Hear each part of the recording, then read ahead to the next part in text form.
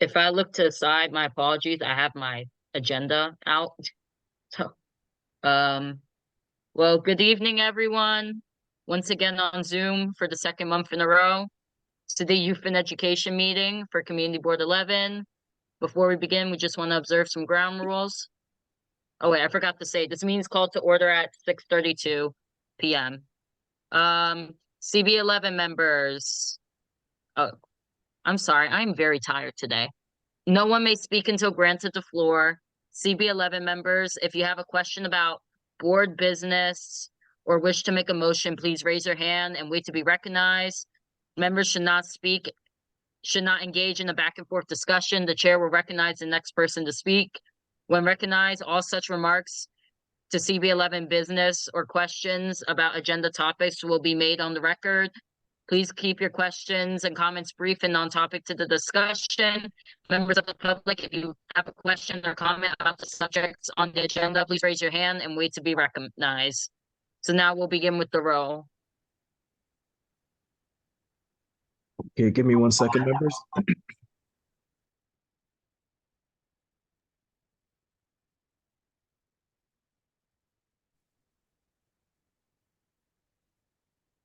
Okay, bear in mind there are 11 total committee members for this committee. 6 are needed for a quorum. Karim Kauser?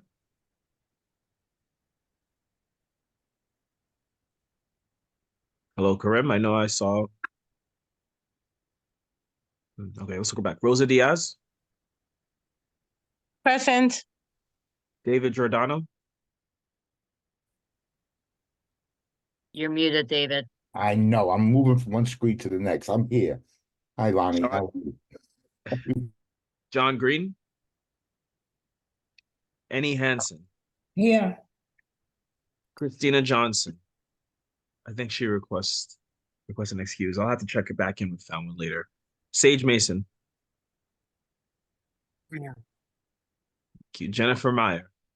I'm here, and it looks like Christina just joined as well. Oh, perfect. Christina, can you confirm your presence for me, please? Yes, I am here. Thank you Thank very you. much. Asher here Rodriguez? Present. I'm sorry, who said that? Did somebody say something just now? I said present. I think also Eddie Hansen is here and wants to make Yeah. you aware of that. Yes, I have you marked, Eddie. Thank you. Asher, I got you. Isaac Scott? Russell Schuler? Okay. Karim, can you confirm that you're still here with us? I know I don't see a mic on your account. It looks like he's not connected to audio. Okay. So then we'll just check back in later on that one. In the meantime, you have quorum, Chair. John just joined, just so you know. Perfect. John, do you want to confirm your presence so I can mark you as present, please?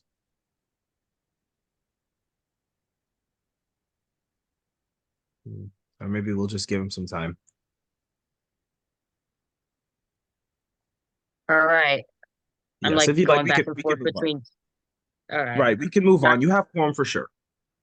All right. So I'm like going back and forth between two screens to see the agenda. So Asher, before you move on, I just want to let you know Russell just texted me and said he got caught up with work and may not be able to make it. So okay.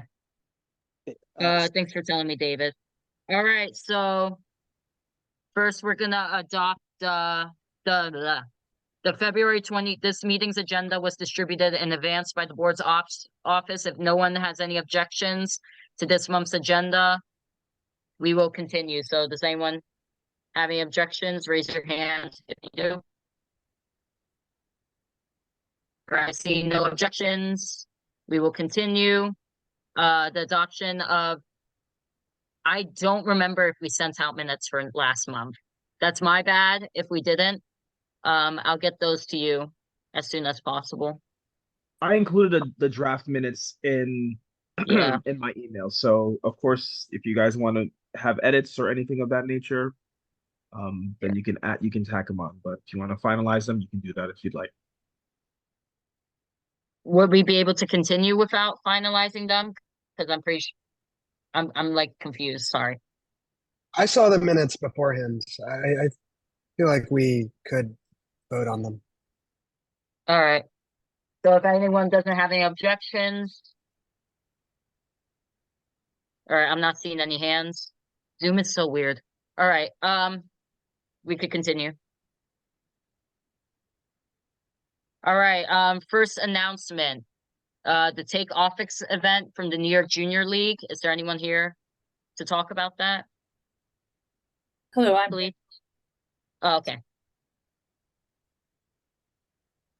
so yeah, Garrett.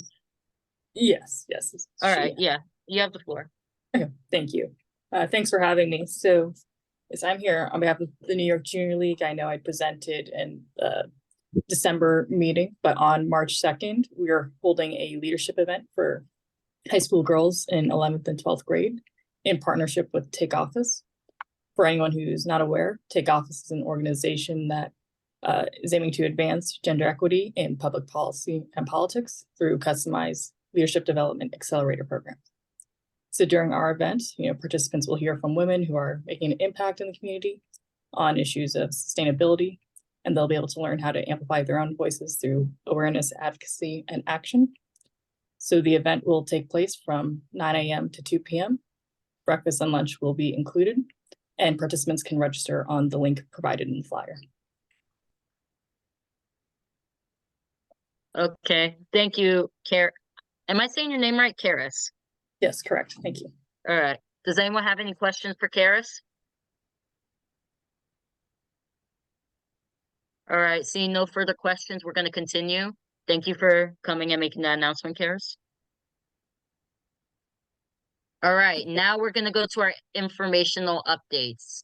I know Dr. Christie said she's running late, so we could maybe circle back to her at the end. But CEC4, Rosa, are you the one giving that update? Yes, I'm here. I Alright. sent in a slides earlier. I don't know if you have them in front of you, but I can totally just do it without the slides if you guys don't have it. Khalid just put it up. Ah, sorry. There we go. So the next page, the key days to remember in District 4. Today we had the town hall on early childhood, 3K and pre-K. All parents were welcome. Our meeting is tomorrow, CC4 calendar and business meeting. Again, everyone is welcome in person or Zoom. It's going to be a PS 155 William Packard School. We're going to have presentation from the Fair Student Funding by Dr. Christie. And we're also going to have a New York City Public Schools Parent Leadership Structure presentation by Dr. Jackie Cody. We also have 2 candidate interviews tomorrow, so please join. We would like public feedback. Manhattan High School President's Council is tonight at 7 p.m. We also having on Thursday, we're having a parent information session with Include New York City for Special Education. Series number 1, the session number 1, it starts Thursday, February 15 at 10 a.m. via Zoom. And then Cafe con Christie, it's on Friday. Next slide, please. And if you don't already have it, because I've shared a little too many times, the contacts and names, emails for District 4. We have the Community Education Council, DOE email, Dr. Christie's email, Nancy Pereira, who is our Family Leadership Coordinator, Lenice Patino, who is a Family Support Coordinator. I also provided Manhattan High School President's Council email and also my Community Board 11 email just for everyone to see. And that's it. Unless anyone else or have any questions, I'm all ears. I just want to shout out the CEC for a very successful Chancellor's Town Hall on Monday. That was very informative, and it was nice to have that Chancellor in our district. Does anyone have any questions for Rosa? All right, thank you, Rosa. We're gonna continue on, seeing no further questions. Am I missing? Someone let me know if I missed anything from like the participants. All right. Next up, do we have anyone from CEC 5? All right. Rosa, you said you might have the contact for the CEC 5 person. I do. I did send out numerous requests, but I will include you mind in an sending me email their with email? them. Yeah. All right. Thank you, Rosa. Okay. Anyone from the district attorney's office? Do we have anyone, Khalid? I know our liaison is Sharima Harvell, but I do not see her in the attendees or panelists. So Ash, if I may, I'm sorry. I actually met with her during an event that this I'm sorry, district parents had at when was it? Last Friday on bullying that they did for parents in the district. And at that meeting, she was there. She goes by Rima. We had a discussion, and right now she's generally not going to attend the youth and education because she's been more directed to attend the safety and another committee, public safety and transportation. But we did collaborate, and she wants to work with us around some things. So I have her contact information, and we want to set up a dialogue. So sorry it took me a long time to get over. I am dealing with an incident at work simultaneously, so please my apologies. All right. So I will pass on that information and send an email out with the three of us on it, and include Khalid as well, and addressing some of the needs around youth and violence. She wanted to work with us that we were working directly with in the community. All right. All right. Thank you, David. So I guess we could just wait unless Dr. Christie has joined.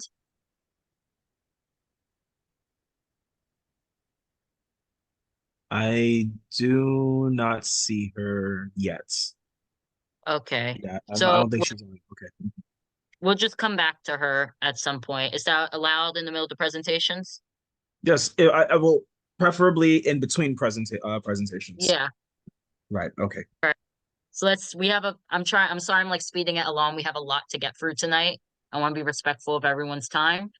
So, David, are you ready to do this budget thing now, or do you want to wait?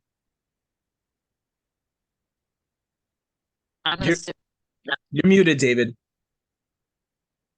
I'm saying, why don't we go through the presentation? I'm waiting for Principal Hernandez to give me a call back as we're addressing a situation.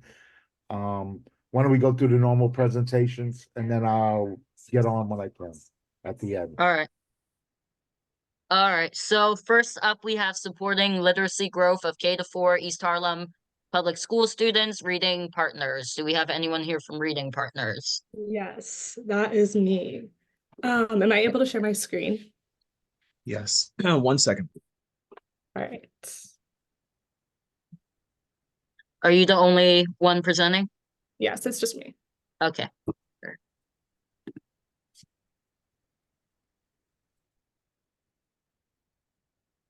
You should be able to share now, Lo. All right, perfect.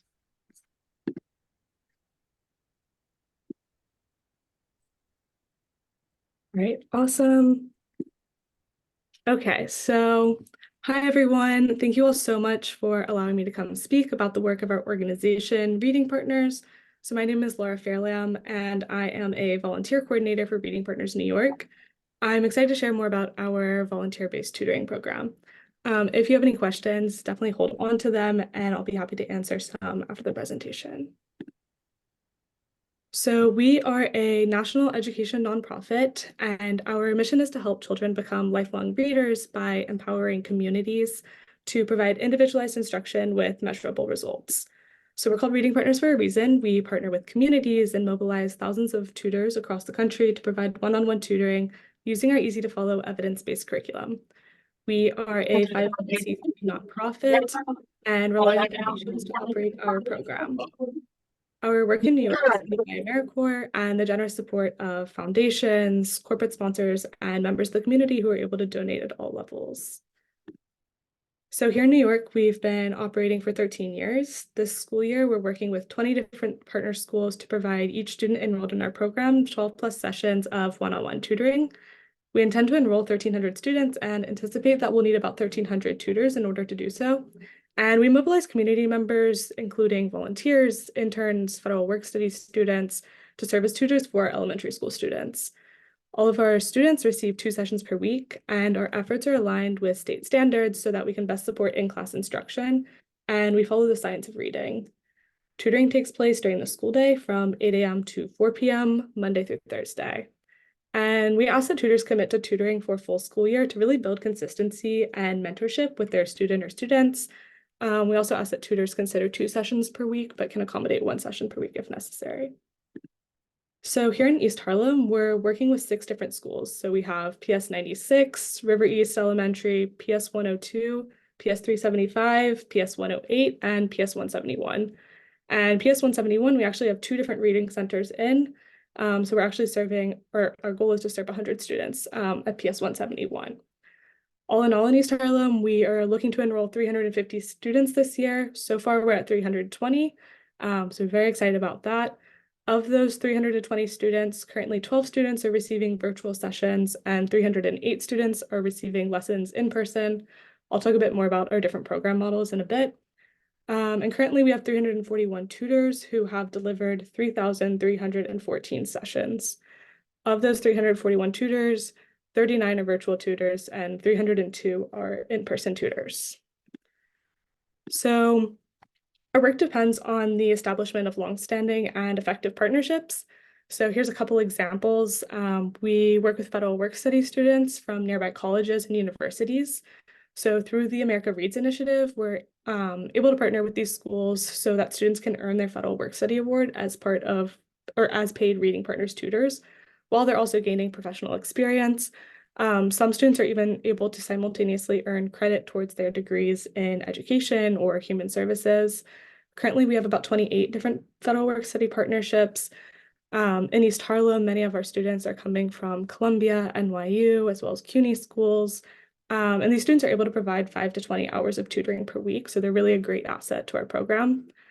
We also engage religious institutions like JCC's Engage Upper East Side and Congregation or Zarua. So, for example, through the JCC Engage Upper East Side program, they have been able to come up with a cohort of members who have adopted PS 102 to go tutor together and provide multiple sessions per week at this school. Similarly, members of Congregation or Zarua have been instrumental in supporting one of our newer schools, River East, and really helping that program launch this year. We also partner with local high schools through internship programs and also look to engage students who are interested in volunteering either after school or during their free periods. And we also partner with public libraries and NYCHA community centers. So what are we hoping for out of today's meeting? We're always looking for opportunities to engage more schools within East Harlem. Often new school partners will come to us through referrals within the community. And it can really be anyone, even like a parent will go to a school and eventually gets to the principal and we're able to come in and partner with that school. So always looking to engage new school partners. Also looking for ways to get further involved with the CB11 community, so seeking opportunities to inform East Harlem residents of volunteer opportunities to support literacy growth in their own neighborhood. This could be events for like tabling, newsletter opportunities, really open to all opportunities. And then also looking to identify new community-based organizations to involve in our work. So this might be, partnerships to further our work within schools, the ability to bring in new volunteers or community partners, etc. And then lastly, we'd also love to invite committee members to see our work in action by shadowing a tutoring session in one of our schools. So now I just want to talk a little bit more about the why behind our work. So reading partners exist because of systemic racism. We live in a society where resources and access to opportunities are not equitably or fairly distributed.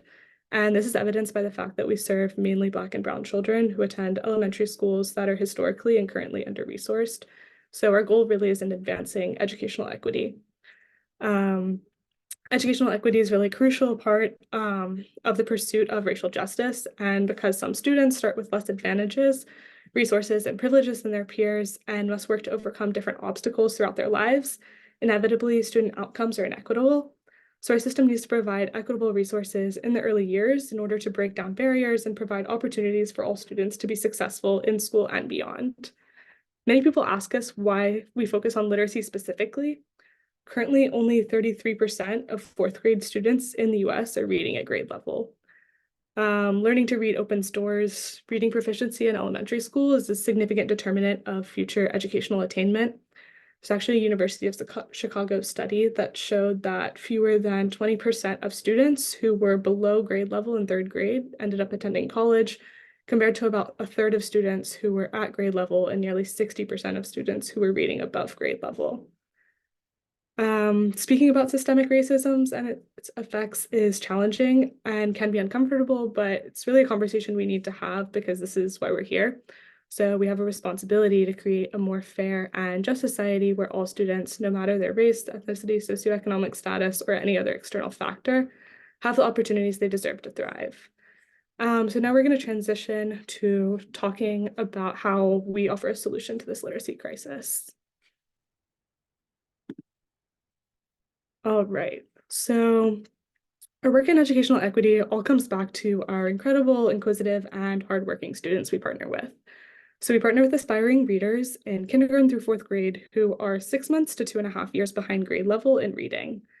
All of our students have conversational English skills, and the program is in English, and our students come from diverse backgrounds and experiences.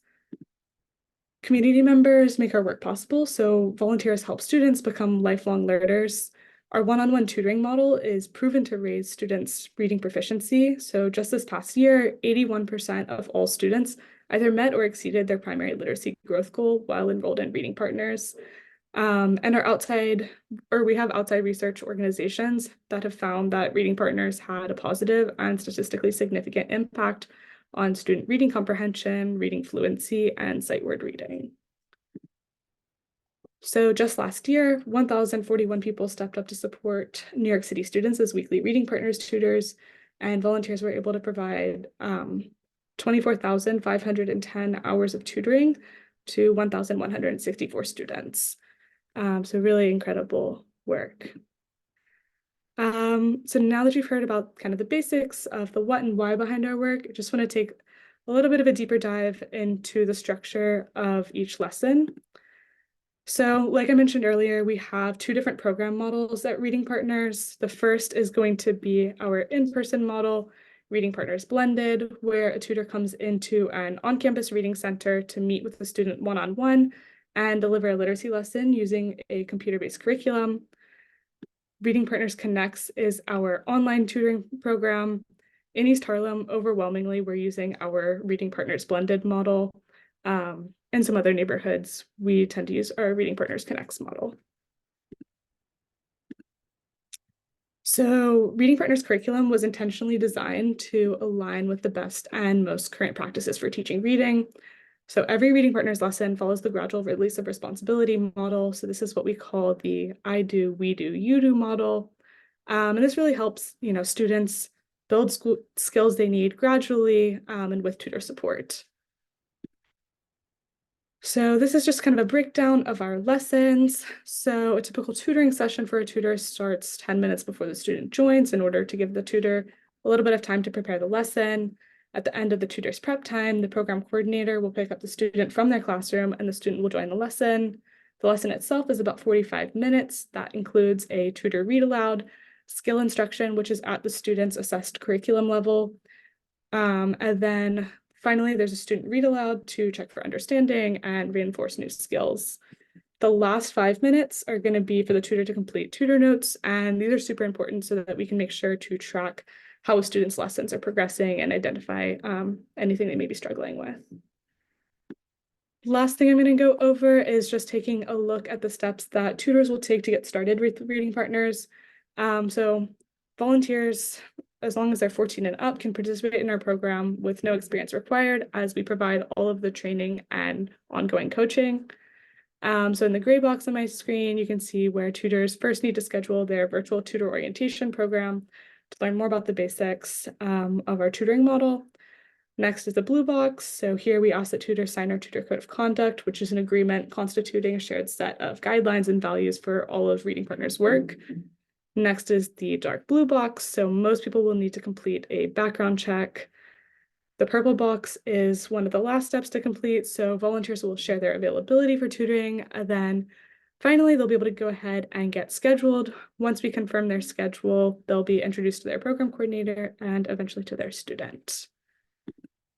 So thank you all so much for your time this evening, for learning a little bit more about our work in East Harlem. Our contact information is on the slide if you wish to reach out. And I'd also love to open it up to any questions that folks might have.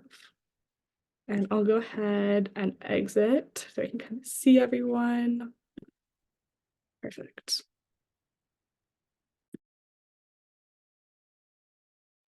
All right. Thank you, Laura, for your presentation. I've actually seen ads for reading partners around the like I've seen them around the neighborhood. My first question I have, and then I'm gonna open it up to other people, is we have a lot of our newest New Yorkers that's what we call the newest arrivals, our newest New Yorkers within the district who don't speak English as their first language. You mentioned this is an English only program. Do you have plans to expand for Spanish speaking students? So currently our only requirement, we work with a lot of students who English is not their first language. We just have a enrollment requirement that they have to be conversational in English. That certainly varies from student to student. We also, if a bilingual tutor is able to provide support, we'll try to provide a bilingual tutor. But for now, we're only working with students who are conversational in English, just since that's not support that we're guaranteed to be able to provide. Okay, so you don't have plans to expand it currently. For now, no. I mean, I can certainly get back to you on that. But as of what I know, for now, no. Okay. I see Johanna's hand, but Johanna, we gotta go to board members first. So do any board members have any questions? Comments? All right. So I'm gonna go to Joanna. Hi, my name is Johanna Dominguez. I just have this question. I'm the PA president in one of the schools that you don't have the service. How will we do that? I just given your email and your phone number to my principal and think, hey, I'm being listened this on the community board 11 meeting, and I think it's going to be great for our school. Just that. Yeah, that's really all it takes. Normally it's kind of through the principal that will, start to make those contracts ahead of the upcoming school year. But yeah, really referrals come from other schools hearing about us and hearing about the success of our program. So, yep, that's all you have to do.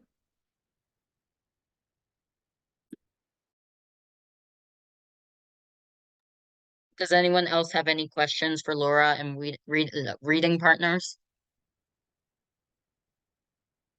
All right. Seeing no further questions, thank you for your presentation. We'll be in contact. If you could you already stated your email for the record, but could you put it in the chat so Yes, people could absolutely. copy it? All right. Quickly, before we go to our next presentation, Dr. Christie, do you want to give a quick update, or are you preoccupied?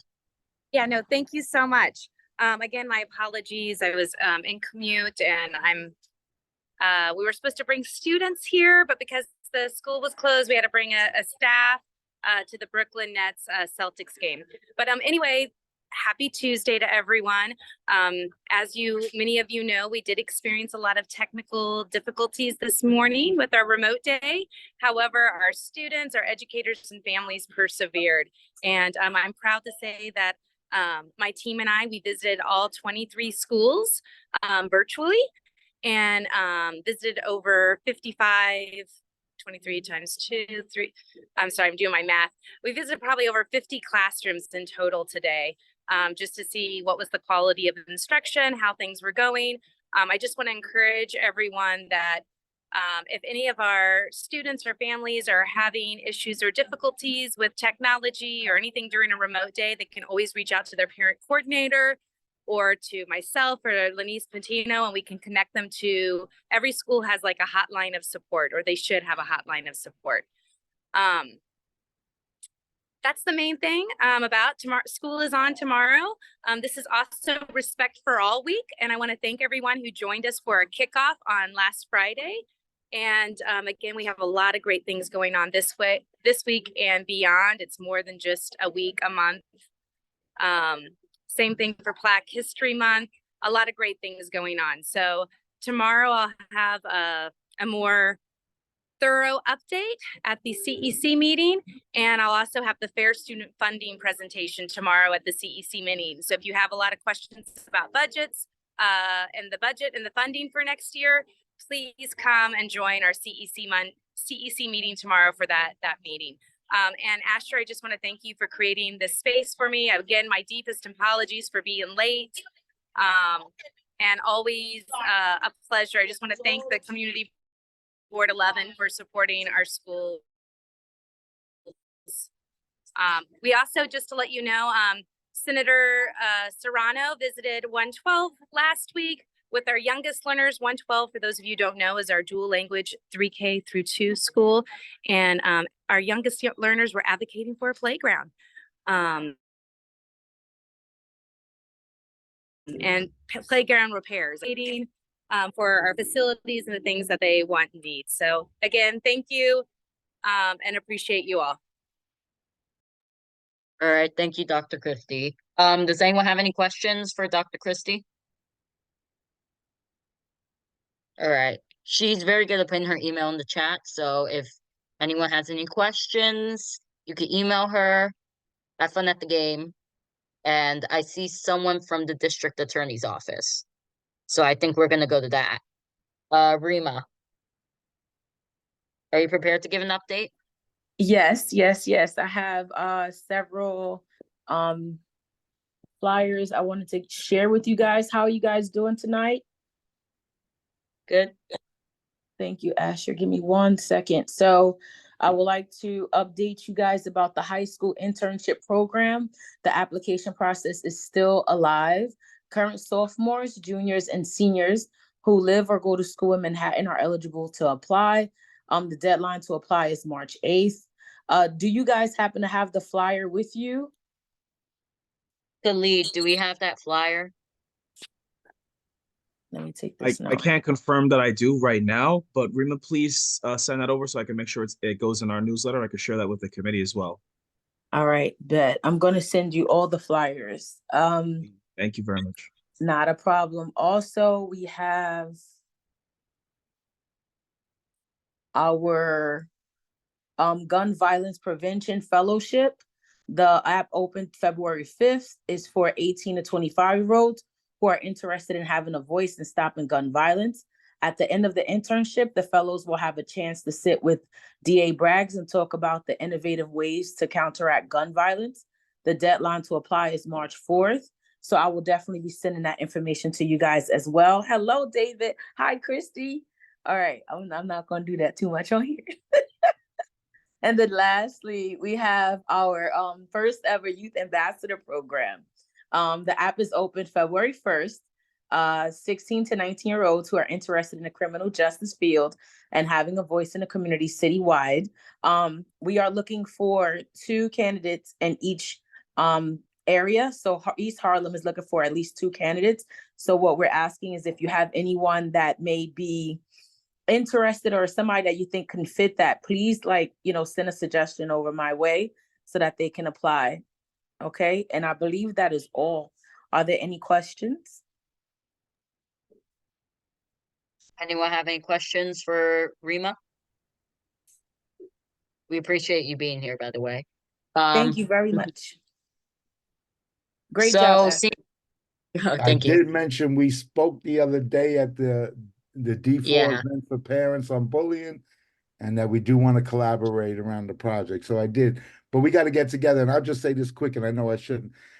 Now I know what beat you're referring to because I made another mix that I played. It was with that same song. David, So I David, gotta David, send it to David, you. David, David. Bye.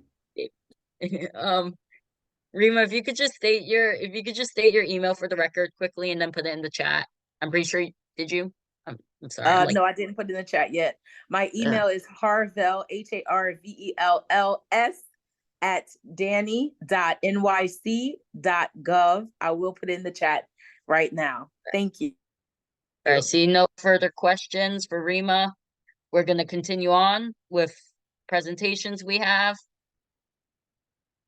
When it loads. Khalid, if you could go to the next slide, because David said he wanted to do the budget stuff last. All right.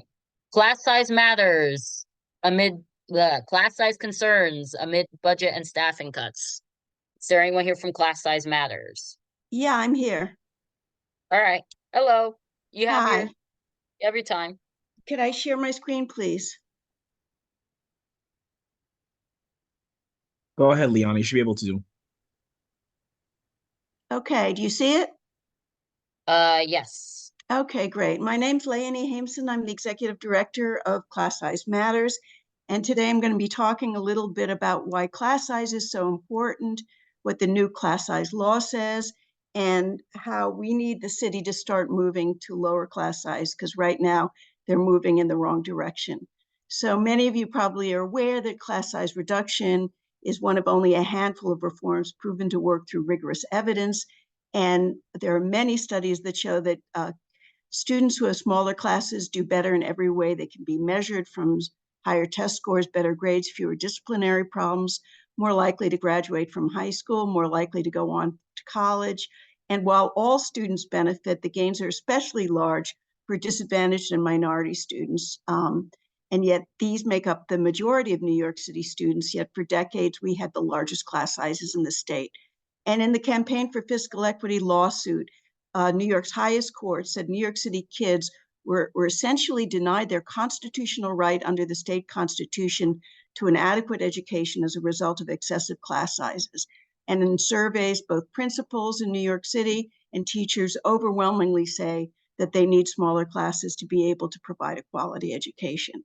So in June 22, the New York State Legislature overwhelmingly passed a new law requiring New York City to phase in smaller classes in all grades. And the bill was signed into law by Governor Hochul in September 22, who gave the DOE an extra year to comply. The law requires New York City to be capping class sizes at no more than 20 students per class in grades K through 3, 23 students in 4th through 8th grade, 25 students in high school classes by the end of the 2027-2028 school year. And this is supposed to be phased in over 5 years, starting this fall. Phys ed and performing arts classes are supposed to be capped at 40 students per class instead of 50. And the city's supposed to be prioritizing schools with highest level of poverty to lower class size first. We made the first year caps this year, but second to fifth year seem dubious, if not unlikely, without real changes in DOE's policies, planning, and budgeting. So Rosa and I were actually appointed by the chancellor to a class size working group last spring that was supposed to come up with proposals for how the city should be lowering class sizes. We released our report in December, and we believe that the report contains a lot of actionable and affordable proposals for how this can happen. I'm just going to go through a very few of them now because the report is rather lengthy and has a lot of details in it. But these are just a few of the highlights. To stop co-locating schools and creating new schools without a place to put them, especially if this will prevent the ability of existing schools to lower class size. Adjust enrollment at nearby schools to give all schools space for smaller classes. Right now, we often have very overcrowded schools sitting right by very undercrowded schools, underutilized schools. Accelerate and build more schools in overcrowded areas. Strengthen the teacher pipeline and provide incentives to teachers to teach, especially in the highest need schools, though we do believe that class size reduction, as shown, will also lower teacher attrition rates in New York City, which are very high.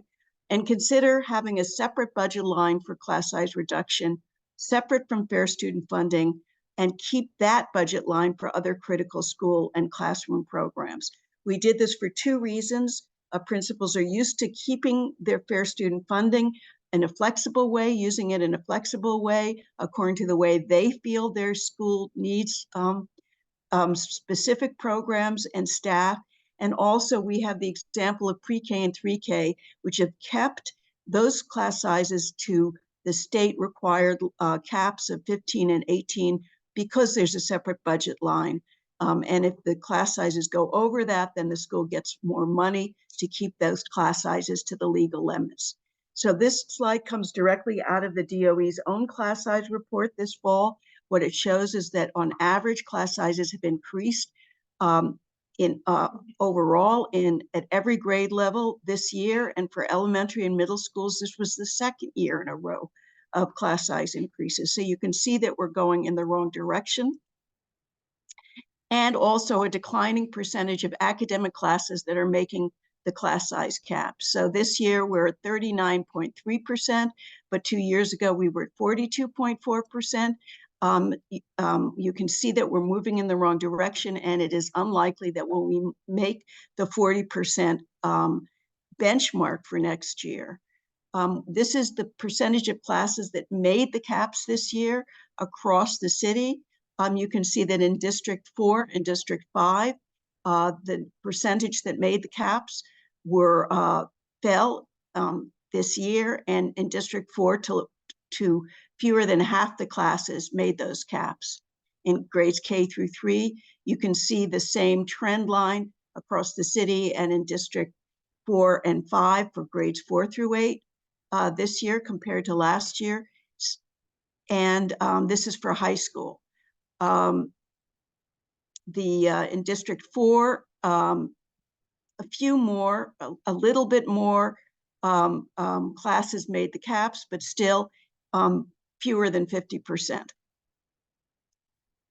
So we also have an overcrowding problem in the city in general, and to some extent, though less than many other neighborhoods and communities in District 4 and District 5. But 405 schools were overcrowded according to last year's Blue Book, which is our latest available data. That's 14% of schools in District 4 and 11% in District 5. We have about 39% of students in overcrowded schools, about 25% in District 4 schools, and 19% in District 5 schools. DOE now says that approximately 500 schools do not currently have the space to lower class size to the new caps with their current enrollment. And in his testimony to the legislature last week, Chancellor Banks wrote that while some schools just need a few classrooms, some need many, and building new space will take years to complete and billions in new capital dollars. And yet, despite existing overcrowding and the new class size law, the proposed new 5-year capital plan radically cuts the number of seats and the amount of funding by over $2 billion. All identified projects are carried over from the current 5-year plan with an undisclosed number of previously funded seats cut. No new seats are specified for either District 4 or District 5. And more than 70% of the seats in the new proposed 5-year plan are unidentified as to borough, district, or grade level. And that's unprecedented. You can see the new capacity funding in the capital plan over time. The first 5 bars are the different iterations of the current capital plan for 2020 to 24. And then the one furthest over to the right is the new 5-year capital plan, which has been cut from the time that the class size bill was passed and signed into law in the fall of 22. You can see it's been cut by over $2.5 billion, which makes no sense. The number of seats have also been radically cut by over 20,000 seats. And the lack of transparency is truly shocking. It's different from any capital plan that I've seen in the last 20 years. As I said, 77% of the seats are unidentified as to where they will be built. And the SCA, the School Construction Authority, says they will never be listed in the plan until they've identified a school site and the design process has begun, which leaves the public including parents, CECs, community boards, and local officials completely out of the siting of schools and their input as to where new schools are needed. The lack of transparency also appears to violate two state laws. One, I quote here, which is shows that the chancellor is annually supposed to prepare an educational facilities master plan and list of priorities projects to be in each facility and to set forth a justification, including demographic data. There is none of that. And also there's another law, which I guess is left out of here, but the class size law, the new class size law says even more specifically that the class size plan that's presented to the state has to identify where new schools are going to be built according to the need to reduce class sizes. And as you probably have heard already, that we've already had 2 years of school budget cuts, which is why class sizes have gone up for the last 2 years. This year, we had mid-year cuts in about 600 schools, and the mayor has proposed continuing cuts of more than $500 million for the next 3 to 4 years. It will be impossible to lower class sizes with cuts this large. In fact, schools need more funds, not less, to lower class size. And there's only one budget allocation this year to lower class size in any school, and that's for schools with gifted and talented classes whose enrollment is under 18, so that they can afford their teacher. And of course, these are the students who need the additional help from their teacher the least. We are going in the wrong direction. So yes, we are going to need more teachers to lower class size. Estimates range from 10 to 12,000, which is the DOE's own estimate, to 17,000, which is the IBO's. Usually it's the IBO who has a lower estimate for these things, but they have not been able to get together and figure out why their estimates are so different. But one thing that I think we should emphasize is that the DOE has already shrunk the K-12 teaching force by over 4,000 since fiscal year 2019, making it even more challenging to ramp up to the number of new teachers needed. And the financial plan that the mayor put out just a few weeks ago projects another loss of nearly 3,000 full-time teachers over the next 2 years. Again, we are going in the wrong direction, and the longer we wait to hire the new teachers, the more difficult it's going to be. So this is a chart just showing how many full-time K-12 teachers we've lost since 2019, over 4,000. This is from the new financial plan, which shows a loss of nearly 3,000 teachers, additional teachers over the next 2 years. And yet New York State has provided New York City with more than $1.3 billion in additional foundation funds to our schools over the last 3 years as a result of the CFE settlement, which, as I mentioned before, was focused on the need to lower class size, and yet none of that money has been used for that purpose. How can the community board help? Well, we would really appreciate if you could pass our resolution that I offered to Rosa and also your chair, urging the mayor and the chancellor to lower class size and adopt the proposals from the class size working group. Both CEC4 and CEC5 have already passed this resolution. We'd love if you could testify. They're going to be city council hearings on February 29th, specifically around the class size issue. And if you can't testify, perhaps if you pass the resolution, you could submit written testimony, including that resolution.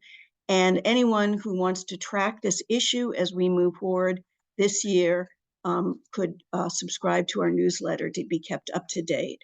I will put that URL on how you can subscribe to the chat, but I'm happy to answer any questions you might have.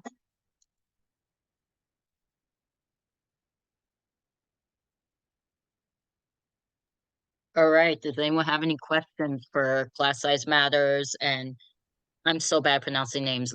Lerny? Leonie is fine, thank you. My bad. All right, does anyone have any questions? David, I saw you unmute yourself. Yeah. So I guess the first question is, what's the consequence if it doesn't happen?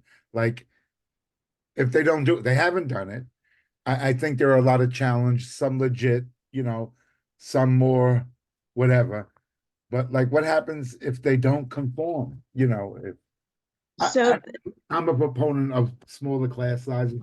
I see the benefits that children, I would say even over COVID, benefited from being in such small classes versus those that weren't in any class. But yeah. yeah, in fact, we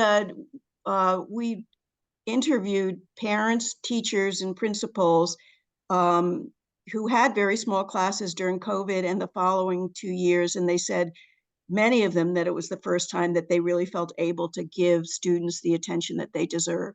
So there's a couple of accountability provisions in the law. The main one is that if the city is not lowering class sizes to the mandated levels, they have to create a corrective action plan that is then submitted to the state education department. And then if they do not follow their corrective action plan, the state education department can hold back funding. And of course, we don't want that That's to the happen dilemma, because, right? yeah, we don't want the schools to lose any more funding, but it's really hard to figure out what a good penalty is. I mean, if I had my druthers, I would, impose court court penalties on the chancellor and the mayor of one kind or another, but that's not feasible. So really, that's the only power that the state has. So then let me ask this, does this also apply to charter schools or are they No, not? charter schools are not under this law. This is only for public schools, for That's DOE interesting because they district receive public public schools. funding as well, right? I mean, they're considered public schools and they receive the public funding and even take away from some of the DOE funding. And yet And they take don't have away to comply. space. It's a huge problem.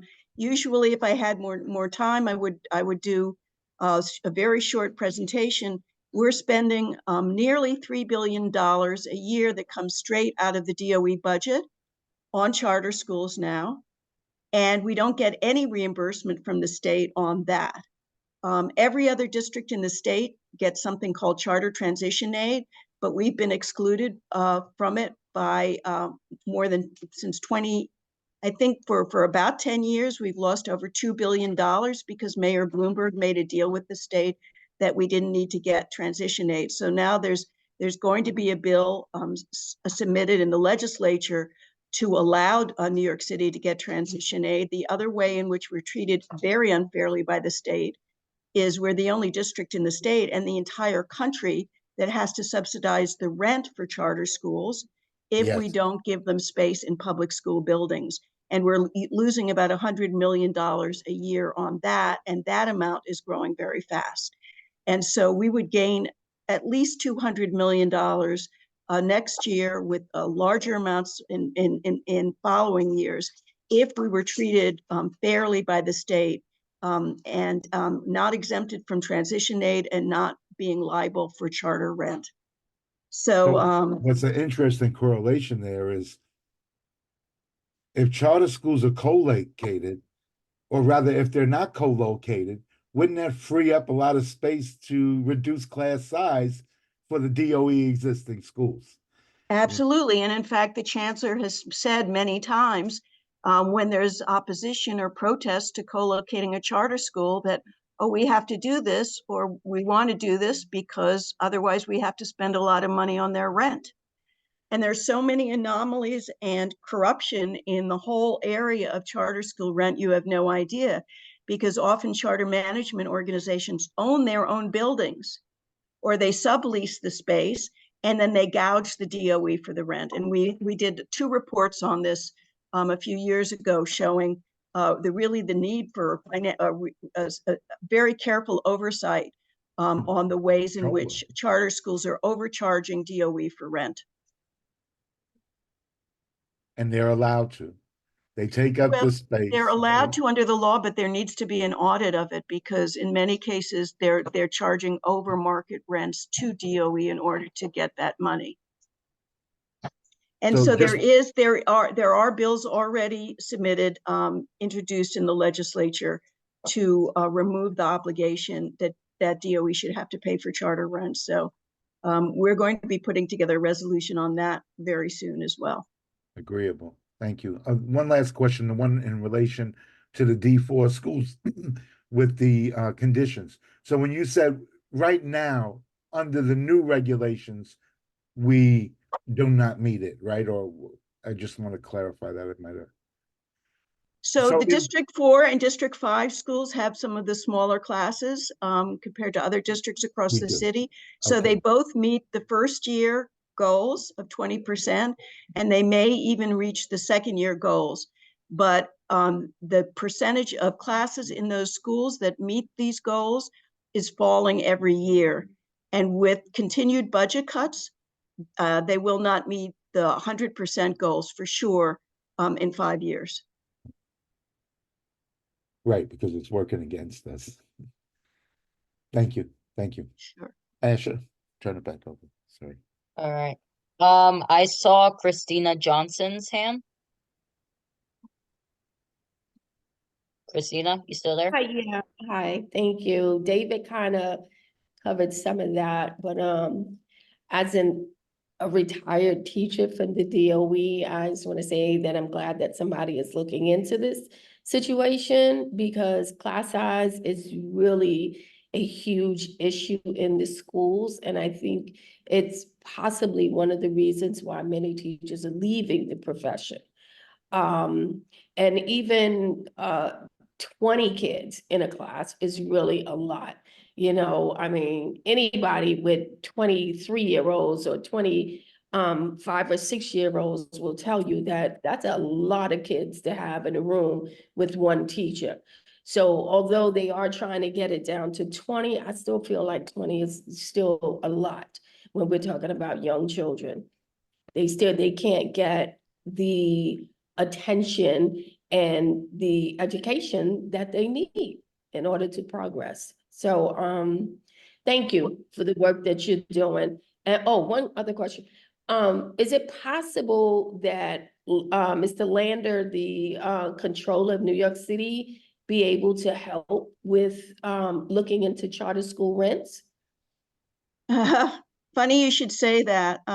Almost 2 years ago, the chair of Senator John Lewis, Senator Robert Jackson, Senator John Lewis, head of the New York City Education Committee in the state Senate, and Rita Jackson, the chair of the City Council Education Committee, wrote a letter to Brad Lander asking for an audit. I can share with you a link to that letter. We have no information. We have no indication that that audit has begun or is seriously being considered. Yes, I'd like to read that letter. Thank you. Yeah, I'll find it and I'll put the link in the chat because Thank we worked really hard on this 2 different reports on this issue, and some of the findings were truly scandalous. Another thing that we found is that although there's a state law that public schools that share buildings with charter schools are supposed to get matching funds for facility enhancements compared to the amount of money that charter schools pay to spiff up their part of the building.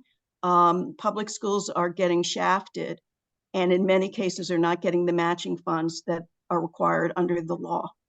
Absolutely. I used to be a school librarian, and they get library funds, and they're supposed to give those library funds to the school to help maintain that library, and they don't do that either.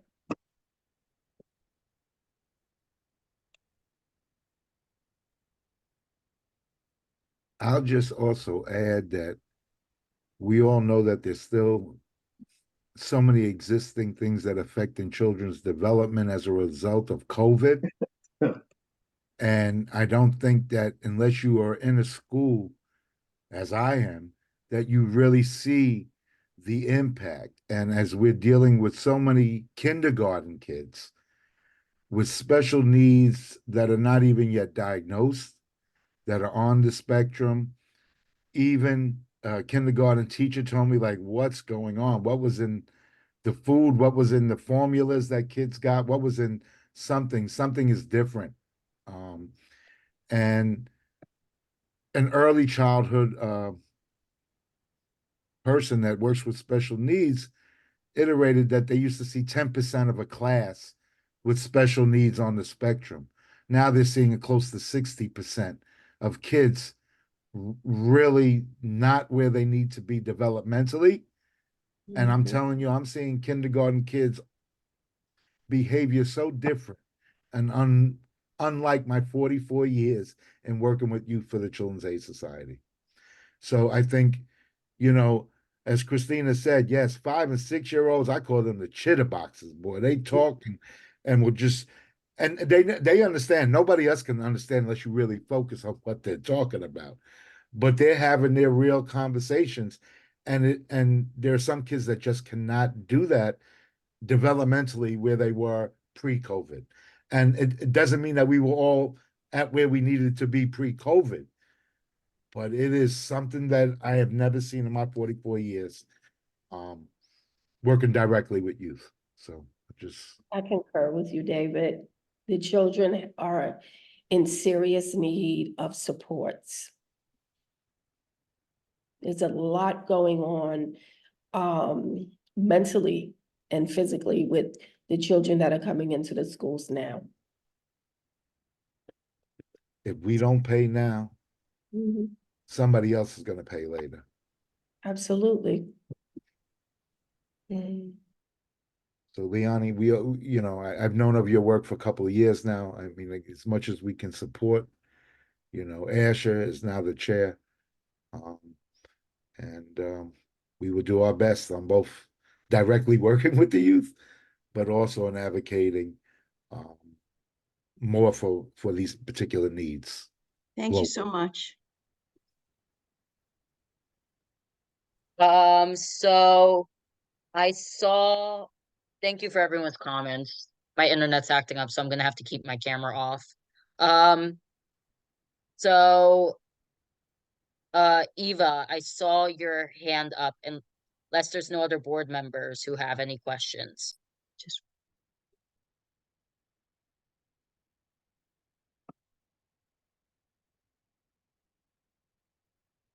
You're muted.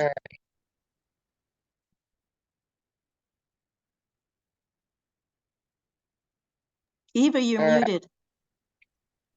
I just wanted to say thank you for your support. I have a son who's on the spectrum who I am very happy to say he's in college and started that at 17. But he was in the gifted and talented class, and the class consisted of 26 students. This was probably, I want to say 8 years ago, 26 students. And so with sensory, you know what I mean? There was just so much going on with him that we had to take him out of the gifted and talented class because it was just too overwhelming. So that's difficult for youth who don't have developmental disabilities, but for youth that do, I can't even express, the issues that we had regarding him succeeding in gifted and talented. So thank you again for supporting our children. I appreciate it. Thank you for your sharing your story, Eva. Appreciate it. All right, yeah, thank you, Eva. Do we need to vote on this tonight? Typically, we try to give the committee members a month to review all the material and then come up with a resolution and like how they want to vote. Do you need this tonight, or are we able to table it to our next meeting? Are you asking me? Yeah, sorry. I'm like, yeah. I would prefer sooner the better if you could possibly manage. I know it's a big imposition and it's a long resolution, but as I mentioned, CEC4 and CEC5 have both passed it. The reason why I think it's important sooner than later is so that it's on record by the time of the hearings on the 29th. And also, if we get enough resolutions passed, we have the commitment that a PEP member will actually introduce it at the next PEP meeting, Panel for Educational Policy, where it's sure not to pass because the mayor has the majority of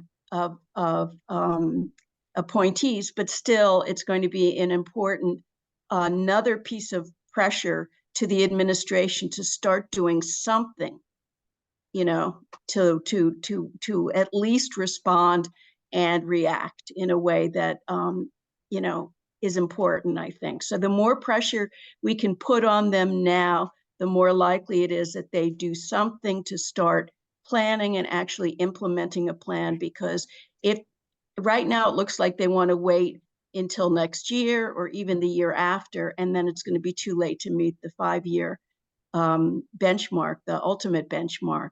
And I think the mayor's tactics is just delay, delay, delay. And then he's going to say, well, we can't do it now because it's, you know, we couldn't possibly do it so quickly. I would just add that we have taken a position on this in the past as Community Board 11. It has been part of either a resolution or a letter of support. Offhand, I don't remember, but we have. Again, I was the previous chair, and during COVID, we were very involved in taking positions about this as well.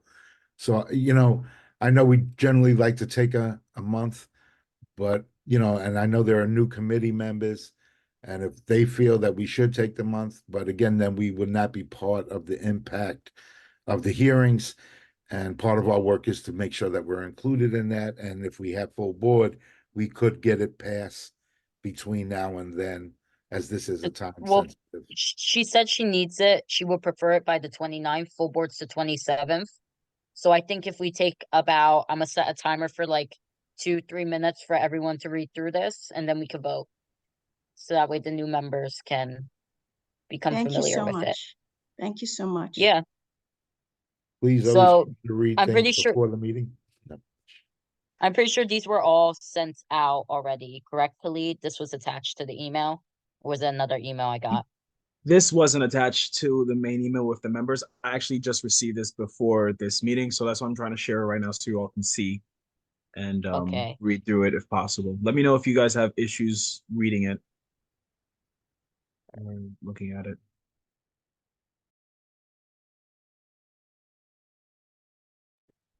Khalid, would you mind going down to the resolution, the part where they're making their request?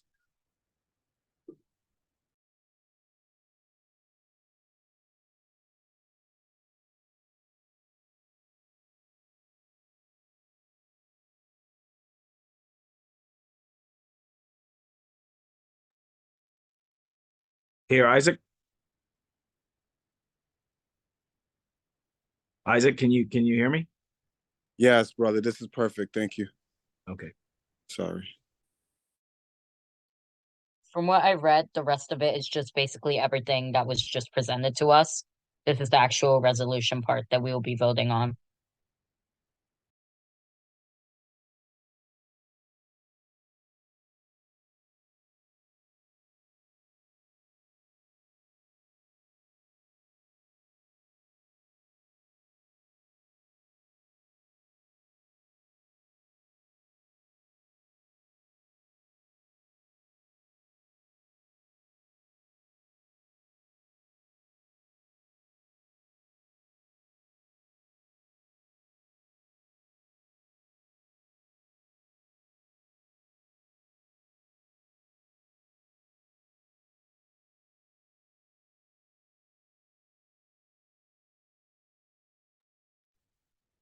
Is there more, or is this it?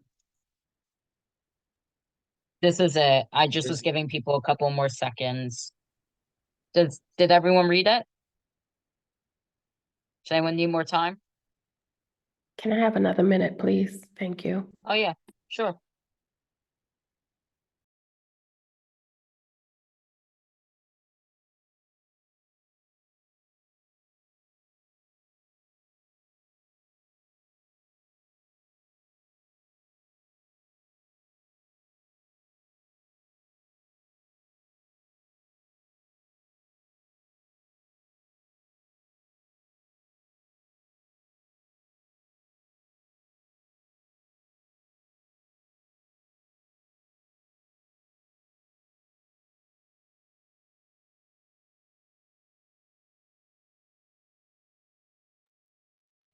Thank you.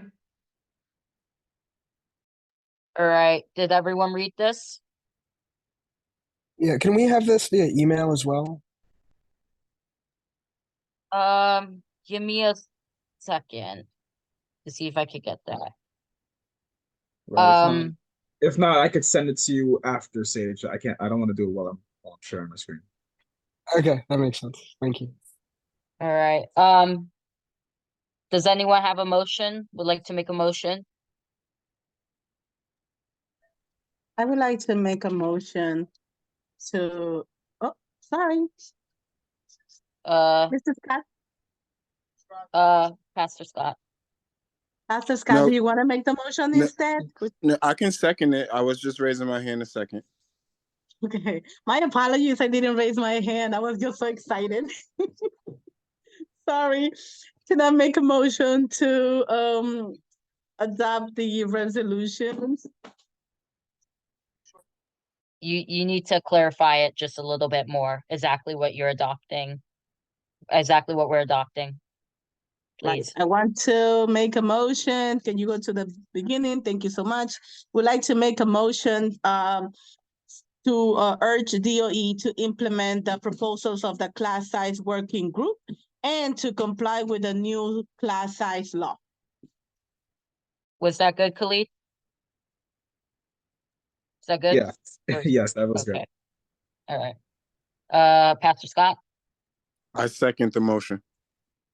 All right, Khalid, if you could call the roll. Okay, 1 second, members.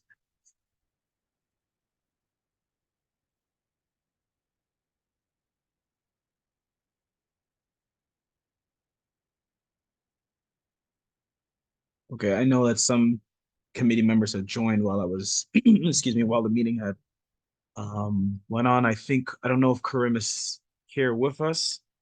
Not to mark. Yeah, I don't think he's here with us. All right, so I'll just start. Karim Kauser seems absent. Rosa Diaz, Yes. David Giordano, Yes. John Green. John? It looks like he lost connection. Okay, we'll circle back. Annie Hansen?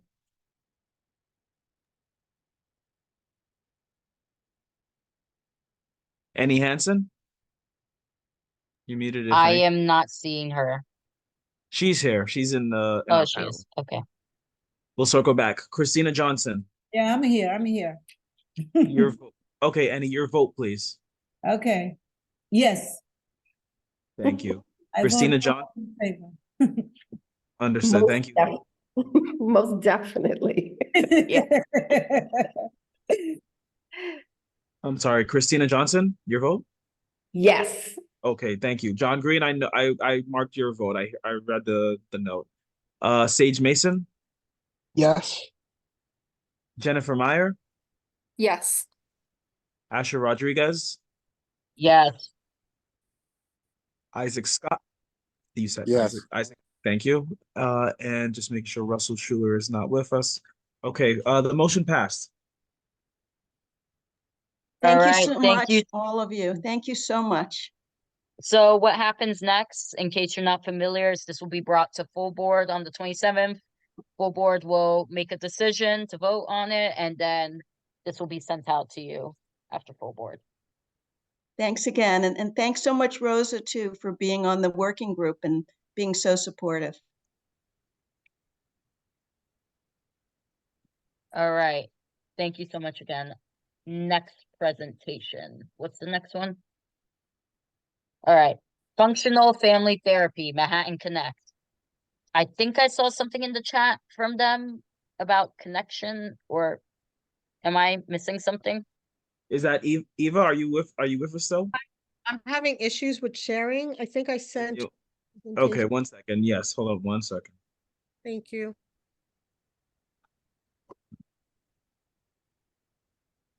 Was it this presentation right here?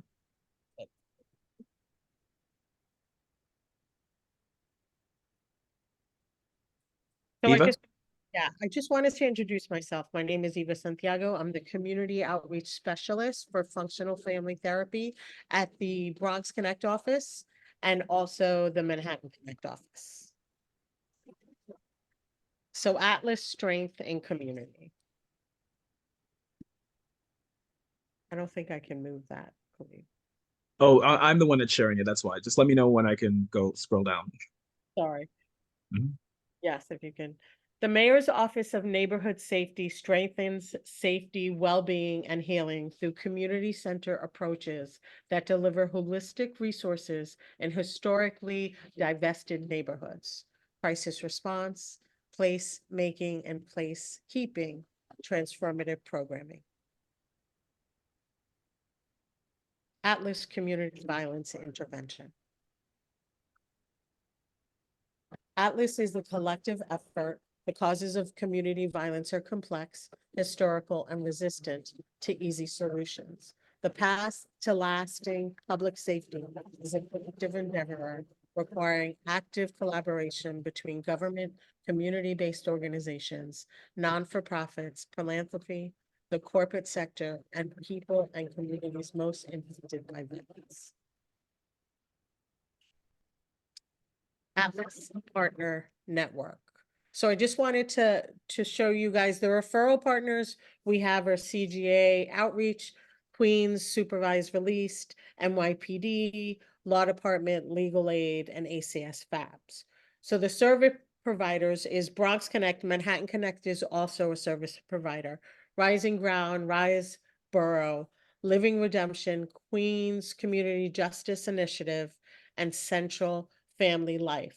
So us being Bronx Connect and Manhattan Connect, we service the ages from 14 to 18. There are times where we can service youth a little bit younger than that. If you have youth that are young adults who are within the 18 to 22 or 18 to 27, we can also refer you to other providers that service youth at that age bracket.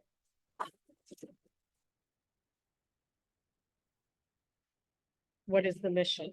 Atlas is a voluntary community violence intervention aimed at reducing recidivism and victimization among people at most elevated risk for violence, with a focus on people who are actively system involved. Atlas is designed to serve people who are most disconnected and hard to reach, requiring a tailored model of persistent outreach. Staff meet participants where they are. Atlas programs recognize the role of trauma in the lives of people at high risk of violence. Functional family therapy. FFT draws from strength-based and evidence-based family systems theory. Based on the theory that problem behaviors serve a function within the family, where members develop ways of interacting that help them meet their rational needs. FFT achieves change by improving family interactions and developing family member skills that are directly linked to risk factors. Atlas case flow process. Referral partners conduct outreach to eligible clients. Eligibility is determined based on age and justice involved. Client and their chosen family assigned to a case manager and or therapist. Case managers and therapists reach out to clients within 24 to 48 hours of referral. FFT is completed within 4 to 6 months. Engagement phase begins with client followed by monitoring sessions. Atlas eligibility criteria. Ages 14 to 20 years old. As I said, we have service youth that are younger than 14, currently have an open case, previously arrested or incarcerated, passed or on parole, probation on a violent offense, previously found guilty of weapons offense, actively gang affiliated or at risk of gang engagement, known to carry a gun, seriously disruptive behavior in school, chronic truancy, misconduct, and or suspensions. Victim or witness of a violent traumatic crime, shooting, stabbing, beating, or other related bodily harm. Youth involved with the family court system. Atlas outreach staff call and text eligible participants citywide following their arraignment. Outreach staff attend arraignments in Manhattan Criminal Court and make referrals to eligible participants in their release. Community stakeholders and legal system actors can refer participants directly to our Atlas providers. So as far as the referral process, I know that it's kind of late and I don't want to keep anybody too long. The process, once the referral application is completed, not everything needs to be completed. Just like the main basic, the youth's name and their address, their contact number, their age, and then just like a brief description in the comment section stating whether they're court involved and what other agency that they're also working with.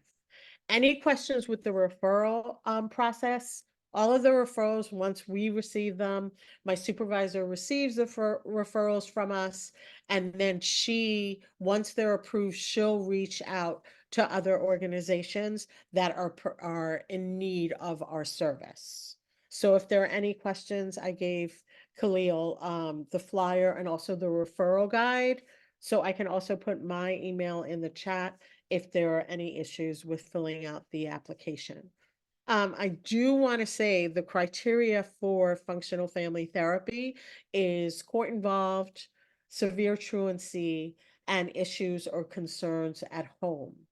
If the youth doesn't fall within all of those criterias, they're still approved for functional family therapy. We like to meet all of those criterias, but if that, isn't possible, we still accept youth that need the service. Functional family therapy, the core is the youth. So the therapy is around the youth, but the family, they're involved as a whole. So it is all of the sessions, the families are included. I just wanted to say that our service is free of charge, no insurance is needed. And our therapists are matched up with the youth. We look at their referral before they're matched. So we make sure that they're a good match. They do home visits, or prefer to do home visits for the majority of the sessions.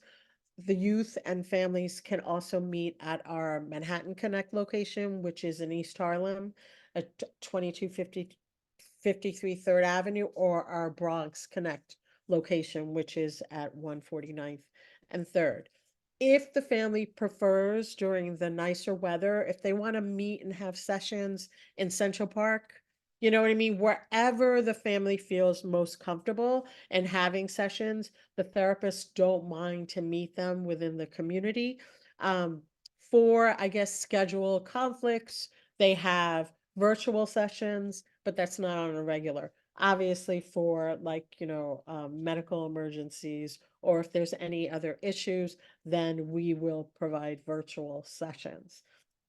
I also wanted to say, we do have incentives. We don't tell the family that there are incentives once they complete certain modules within functional family therapy, but I know that they receive a $300 gift card once they complete with sessions with us, and then gift cards sporadically, during sessions.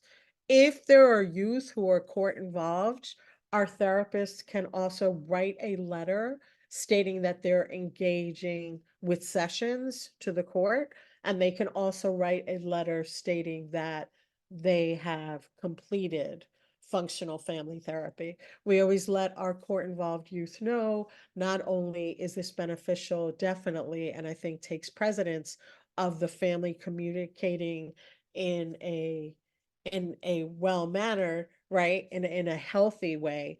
But it's also good in court because this is a voluntary program. So if the judge sees that they have voluntarily engaged in functional family therapy, that also helps with our court-involved youth.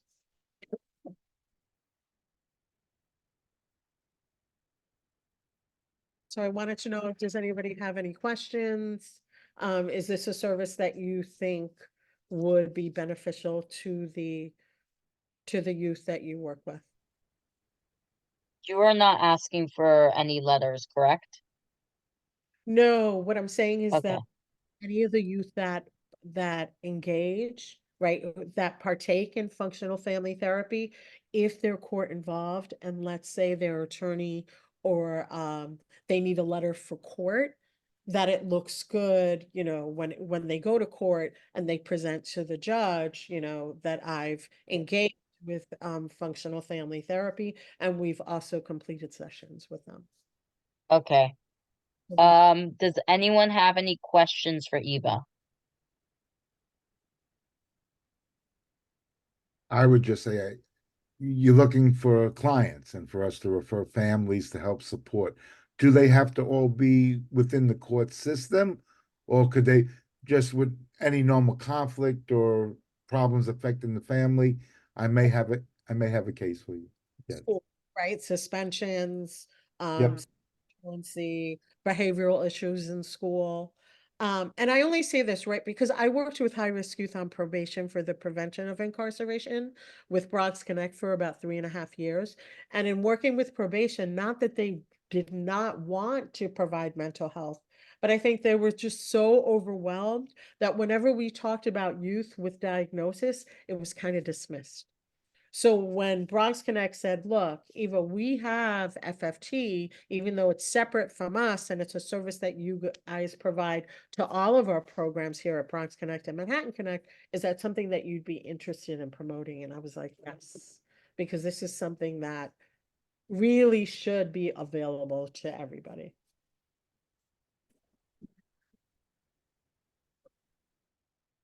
David, you're muted. David, you're muted. Keep talking to He me. keeps I can't he keeps talking. Yes, He's muted. I would say we definitely have families, that I work with, both with Children's Aid and with DOE, that I feel could benefit from this service and may have a referral for you as well right away. So Oh, thank you. And I also want to let you know that our therapists are located at our Manhattan office. In the Strive building. I always say that even though it's not the Strive building, but right where our offices are right next to Taino Towers, right? And so I say that because there isn't right now, currently, we don't have a waiting list, and all of our therapists are in-house. that's great to hear about the waiting list. Also great to hear that because that was my next question. Is there a location that you service in East Harlem? Because as you know, generally it's hard enough to get people to go to treatment and families, and to take them out of a borough makes it even much more challenging. But thank you for your presentation. Thank you. Thank you for having me, everyone. Yeah. Thank you, Eva. So you and David could connect. If you could just put your email in the chat. Does anyone from the public have any questions? All right. So thank you, Eva, again. Appreciate your presentation. Excuse me. Appreciate your presentation. So now we're going to go to our next agenda item, which is David and the budget. Your turn. Wait, actually, You're on hold on mute. for Oh, 1 second. my Actually, bad. let me just confirm. I know that we have Ruth Carlisle. I just wanted to make sure. I don't think I actually properly updated my slides. Give me 1 second. Just Oh, confirm. crap. Did I miss something? No, I did. It's my fault.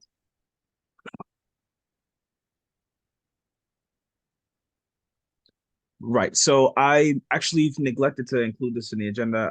Ruth Carballo, representing South Bronx Charter School for International Cultures and the Arts. They would like to share and garner community board support for the proposed dual language arts charter school in East Harlem. And Ruth had requested an opportunity to speak with the board, and they are also asking for a letter of support. Ruth, are you here with us? Yeah, Yes, I Ruth is here. am. I'm so sorry, Ruth. It slipped my mind. No problem. I think No, I we feel need my to fault. vote quickly though to add that to the agenda. I'm pretty sure because it wasn't sent out. Yes, that's correct. That's correct. Okay. So, does anyone have a motion to add this to the agenda? Do we need a motion? Not familiar with this. I saw I think John unmute himself. Motion to add to the agenda. Motion to add to agenda. All right, I second it. Khalid, could you call the roll? Okay, 1 second. Rosa Diaz.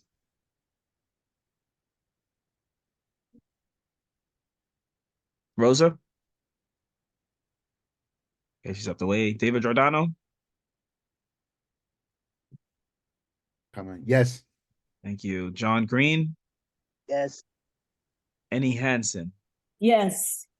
Christina Johnson. Yes. Sage Mason.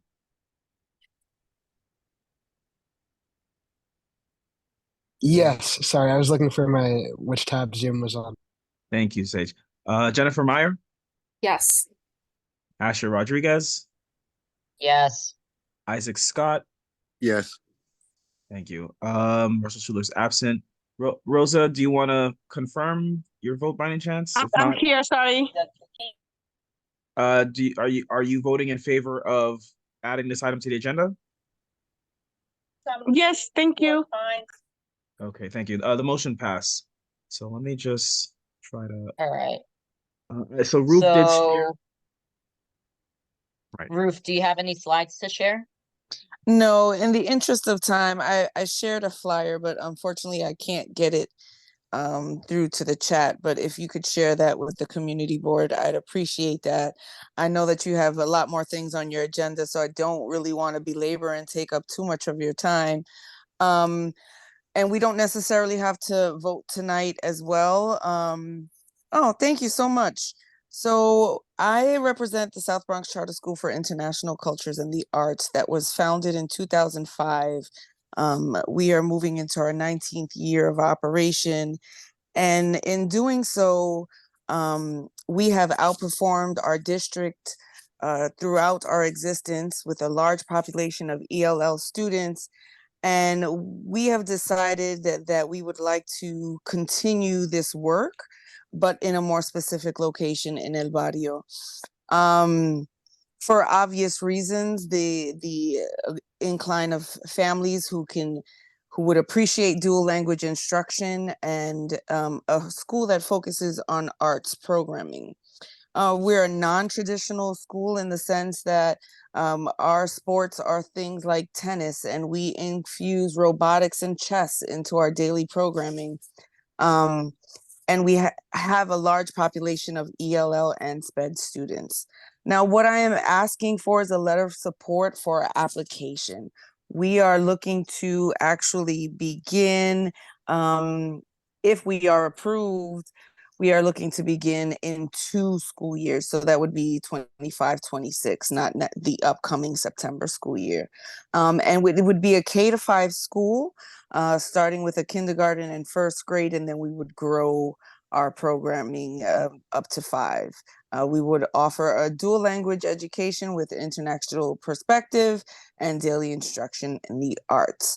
All students will be selected through a lottery process, with priority going to students with disabilities, students identified as English language learners, and or students whose families are economically disadvantaged. So I am simply here to garner your support. I think it's imperative that if you want to work within a community, that you have the community board understand your intention. And our intention is to continue to support our families in this community in a much more detailed way within the community, not as a subset. We have many families who currently attend our school now in the South Bronx, and we just want to continue to grow the work that we do. And I am open for any questions. Thank you, Ruth. If anything, if next month you would like to come back with an even more in-depth presentation, I'm sorry that you were kind of rushed today. It's never our intention. No, I completely understand. Yeah. At this point, because we're in application phase, I don't really have a full in-depth PowerPoint presentation. We don't want to All make right. too many promises and things of that nature until we're officially approved. But I'd be more than willing to come back and present to the board again if you would like. All right. Thank you. So I first saw Pastor Scott Yeah, I think the question, thank you for the mini presentation. My question was going to be around the more thorough presentation because I just as a parent, I wanted to know more about the school, the curriculum, some of the teachers, things like that. Is there information like that maybe you have from some of your pre-existing locations, or is this a brand new school, or do you already have sites in other places? Well, we're currently existing in the South Bronx where we've South been Bronx. since 2005. Yeah, Yes. you said that. So this would be our first replication school. So- And I can provide more info if you'd like me to come back next month with more details into our curriculum and how we do dual language instruction and even a video. I can definitely do all that. I know that I asked the committee late to participate, so I didn't want to belabor with too long of a presentation this evening. No, I think it would be great for this group if we did have if we could learn more about some of the successes you've had in the South Bronx because it's a similar community to ours. So it'd be great if we could just just hear about the work you all have been doing, some of your approaches, and we could share information. It'd be great for us to learn about what you all want to bring to East Harlem, and we can also share some perspective on the differences that we see in some of our students here. Absolutely. I'd be privileged to do that. Yeah, we've Thank you. had other charter schools come before us, particularly this year more than recently. We do want to welcome and guide you through the neighborhood and make sure that, again, that you're coming in here to meet the needs of our students as opposed to other needs. But we won't put you through that kind of, as you heard earlier, there are some concerns about charters and how they integrate into our DOE systems and how monies. Again, that's one separate issue from meeting with you and learning about your school and seeing how your school can offer to all our students. Because again, these are learning institutions. They are public institutions for our students. And we do want to make sure, as Pastor Scott says, I have 5 daughters. I want to make sure that they all have the best opportunity for education as well. So thank you, and we look forward to your presentation. Absolutely. Thank you. I saw Christina Johnson's hand. I had a question, but I think I'm gonna table it until she comes back with more information. I think Isaac and David both kind of expressed a lot of what I was feeling, and so I don't want to belabor any of the points. So I yield the floor.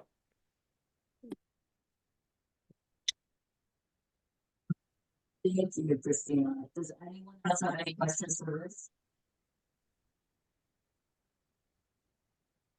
Seeing no further questions, thank you for sitting in, and I look forward to being in communication for you to come back next month. Thank you so much. Curriculum and everything at the school. I think we do beneficial to everyone. So I know it's David's turn to do the budget. I think. Am I correct, David? Jeremy? Asher, we cannot hear you. Or is it just me? I also, yeah, it's also muffled for me too, Asher. Yeah, it's wobbly. Oh, sorry, my bad. My Wi-Fi is being weird. Much I better. I think now it's the budget, correct? Sorry, we've gone out of order. I've like lost track of everything. No, that's correct. Ruth Carvalho was the last third-party presentation on our docket. All right. David, you're on mute.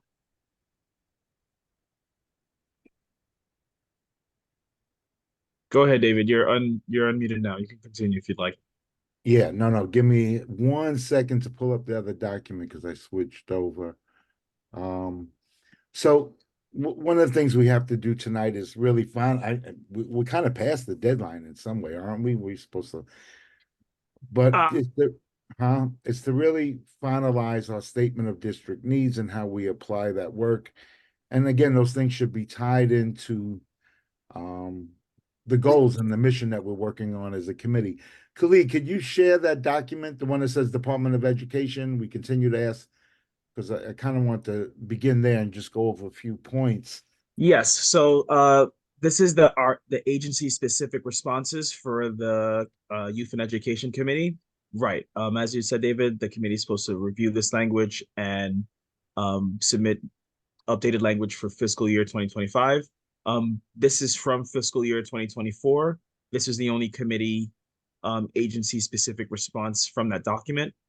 And I provided the other documents for you as well, and the links to the right for fiscal year 25. I can rehash that in the morning for you all to bring it back up into your recent inbox so you can access the documents and make your edits from there, hopefully in time for submission to the district needs and budget committee and the executive committee for the next week, the 22nd. Yeah, which now I'm a part of. So I guess I got a different responsibility in the committee now. But, you know, in just looking over the document and spending some time with it, and I hope everybody had a chance to read it, where it says Department of Education and Responses, I think there are a couple of things that we also need to clarify. So some of these things are related to the Department of Education directly, but some are also related to DYCD. And I think we need to make that clarification, specifically as it relates to the SYEP program. Yeah, I accidentally moved that over, Khalid, but hitting it while I put my book down on the It's computer. okay. So, you know, as we look at it and we go through it, you know, even as I read through this earlier, it's again how we begin to document what we're looking for and kind of make our case. So the first one is we continue to ask that the agency take a special interest in improving the existing infrastructures of schools. And a lot of this work we talked about, Dr. Christie and the CEC has also presented information from principals that they've gathered around our district needs. But I think we need to specifically target this through the Department of Education, but the School Construction Authority, which is the SCA, so that we really begin to target or ask within the DOE of where they go, and that we continue as we have in looking at the individual things such as the infrastructure, air conditions in our school. I think we're stronger when we also support and the work of the CEC and the district and what those needs are. We've met with some principals, CEC members have visited schools. One of the things that we talked about going forward this year and getting a better idea of those needs in the school is to set up and have visits to the schools and assign schools to certain groups, and that we work with the CEC in conjunction so that we're working as a team and not independent, two different independents. So if you know, in terms of the first paragraph, if you know people feel that we're missing anything in there, need to add anything, I will make adjustments with Asher that we will have to present next week at the district needs committee meeting. Does anybody think we need to add, change, or edit to any degree that first paragraph? And because we only have a few short ones, I wanted to go through them, but then also how we look at what we do at our next steps now that we've identified these as areas. Are there any comments as it relates to the equitable learning for students, our district to remain compatible? I think it's interesting that we had the presentation on class size matters, because that strictly relates to this specific that we haven't necessarily addressed in our statement of district needs, and that should be included in these upgrades in our district. And does the district have the capacity? You know, it's interesting, the building I'm in now, we're serving, I think, close to 500 students. When I was in there before, we were serving up to 700. But based on these new class size matters, will schools lose money because they cannot serve? You know, your money's all tied into how many students you have. So I think as we develop this, we need to really include as part of our district needs some of the information as it relates to class size matters. What are people's thoughts? Christine, I see your hand up. Ashley, you got to help me because I'm looking at two different screens. So, Thank you, David. I just think, you know, that somewhere in there should be something about libraries. Right. I feel like, and I don't know, maybe because books and libraries are part of my heart and I was a school librarian, but I always feel like that gets pushed to the side. And I think that having a library in all schools allow children to look at books that they are interested in. And when children read books that they are interested in, they read more. When they read more, they learn more and they progress better. And so I think somewhere in this ask that we're doing, there should be something about school libraries and librarians as part of the school structure. Because I find that we are always asking for technology, right? We don't ask for books, you know, we don't ask for libraries.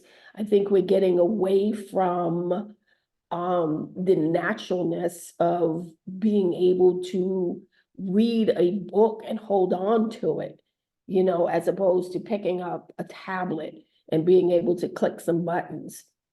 So Yeah, we've I gotten think away that from needs to be turning added the in there. pages, right? We've Sorry? gotten away from turning the pages. You don't have to lick your hand and turn the page, lick your finger. Absolutely. And then the book has a smell. Paper has a smell.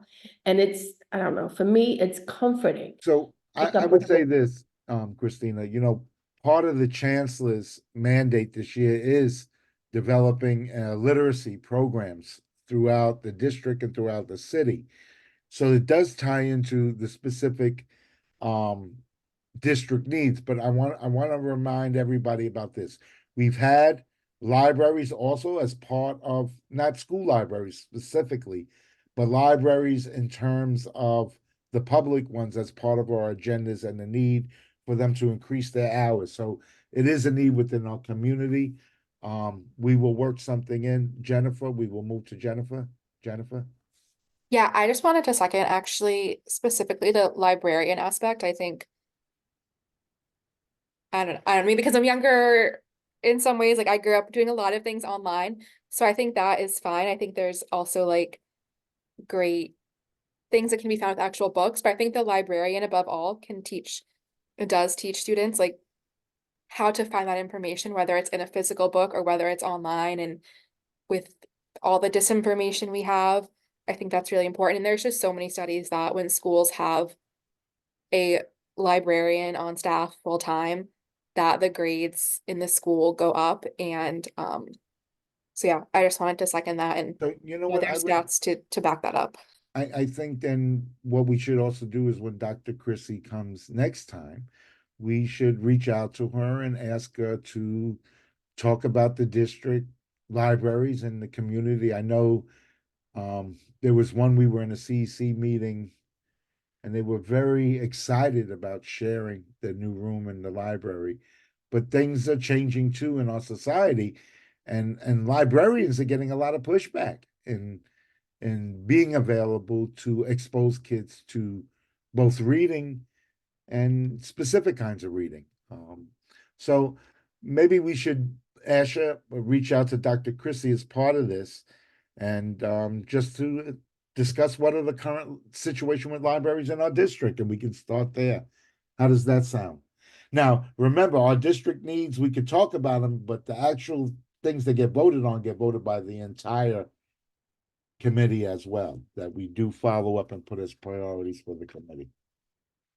Isaac, did you want to share something? I wasn't sure you kind of moved over to that front slide. So let's get back to the task at hand. Specifically, we can tie libraries. Are there space into the DOE? Do they have them? Who has them? Reading is fundamental. We tie it back into the chancellor's mandate for literacy. What about the next? DOE will expand 3K and pre-K for all Head Start programs and offer childcare programs to cover the hours. This is a big one. What was interesting is Dr. Christie did talk about this at a meeting I was at recently, and they do have some that are really trying, but it's again, there's no standard. I think 171 has gotten some of that, but it's through other funding that the school was able to get. We need the DOE, we need the city to support 3K and pre-K after school programming. Parents do not have a child they have to pick up from work and then one they can keep in there after school. Parents need to work till 5, 6 o'clock. And it's just really crazy that we have not adjusted that yet. That's my 2 cents. So it's something I feel that we have to write stronger so that it really has impact. Willing to accept any thoughts for anybody. Don't all be mute. You know, I am a group worker. I have no problem calling on people and asking them if they don't have. But you know, this is a collaborative effort, and it shouldn't just be, you know. Any ideas on thoughts for the second paragraph of expanding the 3K and pre-K and providing after school programming? Nobody. We will move to the third one. The mental health needs of youth are greatly increased since the onset of COVID-19 pandemic. DOE must adequately fund to provide quality mental health services for all our district youth as the pandemic has disproportionately impacted them. Since efforts must be made to address concerns of ostracized and bullied children. I would also say this is more than I think DOE's responsibility. And I think we need to tap into other sources that provide mental health through DYCD and other programs that really could support children. Like I mentioned earlier, what was 10% before is more than 50, 60% now. And if you don't believe me, come visit us in the schools, and you'll see the difference. You'll see the difference. Nobody else? Okay, anybody? Am I still here? Or is anybody still here? Because nobody's being seen. I We really are thought when we were, here. I really thought when we moved to Zoom and we were in our meetings, we supposed to be on the camera, but I guess not, unless we got to go to the bathroom or something. But No, I'm actually on the camera, just cooking at the same time. you know, we So, also have to remember when we live, you know who sees us live? The community. yes, When we here on Zoom and we don't have our face on, the community don't see our expression. How do they know that they have our attention? yes, Boom. you're right. I was looking at this and I think you're right about adding in there some other entities that deal with health and wealth of the children. Because it should not always just fall on the DOE. Because as we know, the DOE is not always equipped to handle that because we say the DOE, but it always ends up being the teacher in the classroom. And the teacher in the classroom is not equipped most often to deal with some of the mental health issues that these children are coming with. Absolutely. And I would say this in all fairness, and I see it in the district, so I can only speak within District 4. I've seen more social workers on hand. I've seen our school hire some. Yet there's such a great demand that, you know, it really takes a communal effort and that we need CBOs to be able to come in and provide. And this is where it gets tricky. We really need those non-traditional mental health programs, not always therapy, because Right. therapy doesn't always serve the real problem at the root in terms of changing behavior. What we're learning is also occupational therapy is another thing that DOE is outsourcing because they can't get enough people to come in and do it in the schools. And they're actually still paying for it while it's outsourced. But that means a parent has to now take off time, take a kid to a therapy session themselves, which again impacts us as opposed to being done within the school day or during the school time. So, you know, we definitely need to continue to harbor. I think we need also data to show that more kids are being diagnosed with severe behavioral issues and even on the spectrum. Because right now it's like data supports some of the stuff we're trying to say and show that is Right. happening and where we need the needs. And then on the last thing, the summer youth, you know, kids need, I'm going to say this, kids also need more social emotional. So, you know, not that we don't need the support of work readiness programs, but not at the cost where we're not providing social emotional support for our teenagers and adolescents as well. And depending upon who you work for in youth development, adolescence goes up to 24, right? So again, I think there needs to be much more targeted other kinds of services in addition to the SYEP. Because they always tell us they keep expanding it. And I'm not saying they're not, but we need to expand beyond what we've expanded. And it's not always just more slots at the moment. It's maybe how we help the program evolve to the other pieces that kids need as well, to hold down jobs, to understand there's a Resume responsibility. writing. Yeah, I'm sorry? resume writing. Resume writing and all Interviewing these other skills. pieces. I mean, there's so much more that can be done. We take these kids and we drop them in these jobs and they can't hold them because they don't have these skills to do it, right? We need to teach kids how to do these jobs, how to write a resume, how to do an interview. Those are the things that will help them to get and keep jobs. And we have to begin them early. It's funny because while we were on this meeting, a parent reached out to me that was in the SYEP program last year and said, do we have a job description for the role her kid did? Because they want to use it for trying to get the kid a real job, which is exactly what they should be trying to do. And, again, we have so many needs in this district that go beyond just this committee's, what we've addressed. There's so many needs in the parks, open space, environment, open space and parks that overlap around the youth and those kinds of things as well. And that's why it's important to make sure that we do read through these things. And when we vote on them, that we make the healthy decisions that we feel the best for the community, that will be most impactful in the long run. So, being that we got few little feedback, and that feedback I got David, was you have a definitely hand up. incorporate. Oh, thank you. John, please go ahead. I will be quiet. Thank you, David. What you and Christina were talking about life skills, I call it survival 101. But it is definitely needed. But now the thing with providing like mental health assistance for students, would that be under the purview of the Department of Health and Mental Hygiene, or would it be better if funding could be provided for like community-based organizations that provide mental health service? So, John, it's a good question and framework. So all funding that we get through mental health, whether it's through Children's Aid or other agencies I work with, all comes through the city of Department of Mental Health. Even state funding that I get for Oasis still is administrated through the city's Department of Mental Health. And that's why I said we really need to look at this and expand our ask.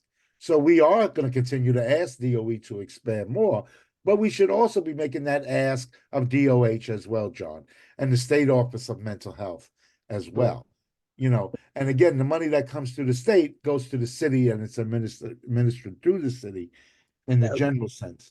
So we should include DOH as part of this ask for mental health services specifically, both to fund CBOs in school and out of schools.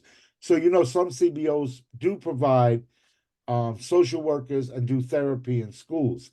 But I'm looking at more of those like kind of SIFTIS programs, which are children family treatment services that do more mental health case management and do mental health therapy, but do it in the school, visit the family. And it could be a team approach to working with this client than necessarily be getting that therapist that you go to the office with. And that's really the breakdown I think that we need is more of those home communal services that meet people where they're at, as opposed to necessarily always requiring people to take off from work, go here, go there.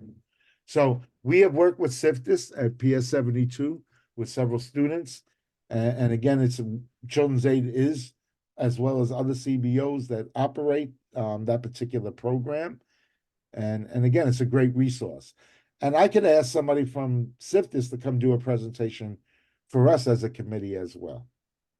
Okay. Well, one other thing, David, the things, and I know this isn't really youth oriented, but not only getting mental health counseling for students, the thing is that perhaps faculty needs it as well, because they went through COVID too. So that could be something that could, I don't know whether that's something within our purview or another committee, but that should be taken into consideration as well. Thank you, John. Good point. Rosa, I see your hand up. Yay, thank you. I was going to say, you have another hand up? So I wanted to discuss the document that you have in front of us, right?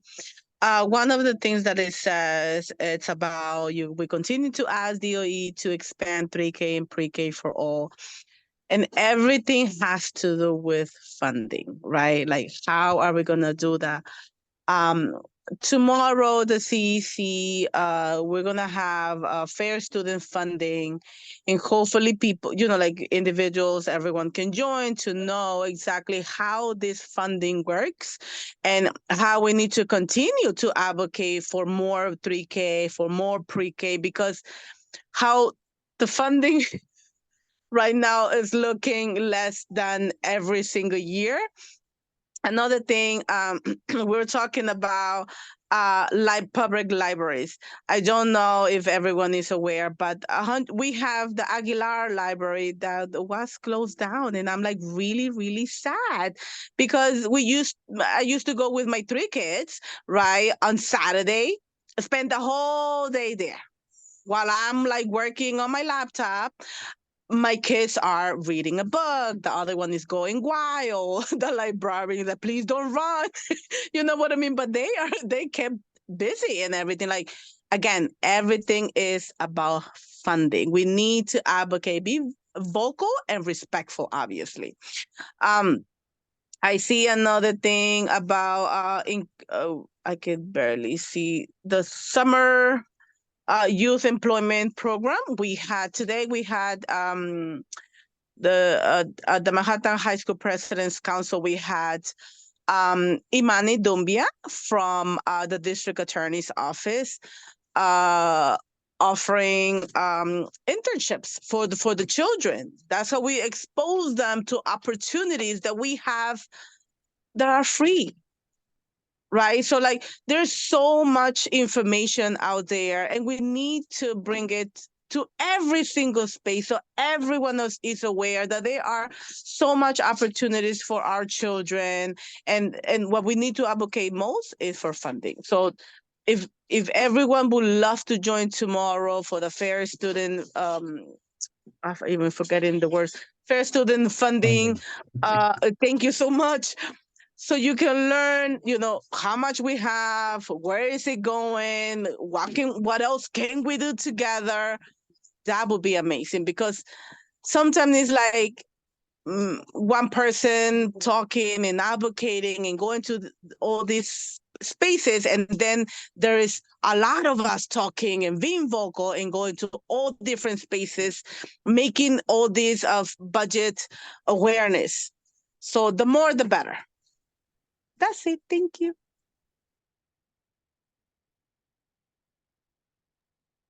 Thanks, Rosa. The library, Aguilar, has been closed and shut down for renovations. They will be opened again, I believe, next year. That's a long time, but at least you know that they are coming back. And the other thing is that meeting tomorrow on a Zoom? Yep. Because I'm still out of the country, and if it is, I can Nice. join. Yes, the CEC is, we'll make sure that we send out through this serve the flyer that has the information. It's Can you very just easy to send a join. link? Because Yeah. you guys sent flyers and I can't pull the links off of them. We'll get you the link, Christina, one way or another. Thank you.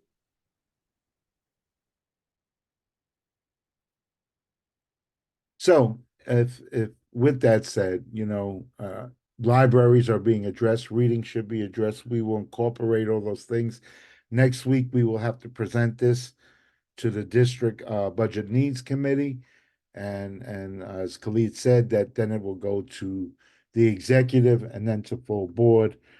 Once we've looked at this draft before it goes to the committee, we will send it out to everybody here. Asher will review it, and then we will send it out for any last edits or anything anybody sees that we may have missed or need to be included. And if people can just get that back, the turnaround right away so that we can get it out. Thank you. Any questions?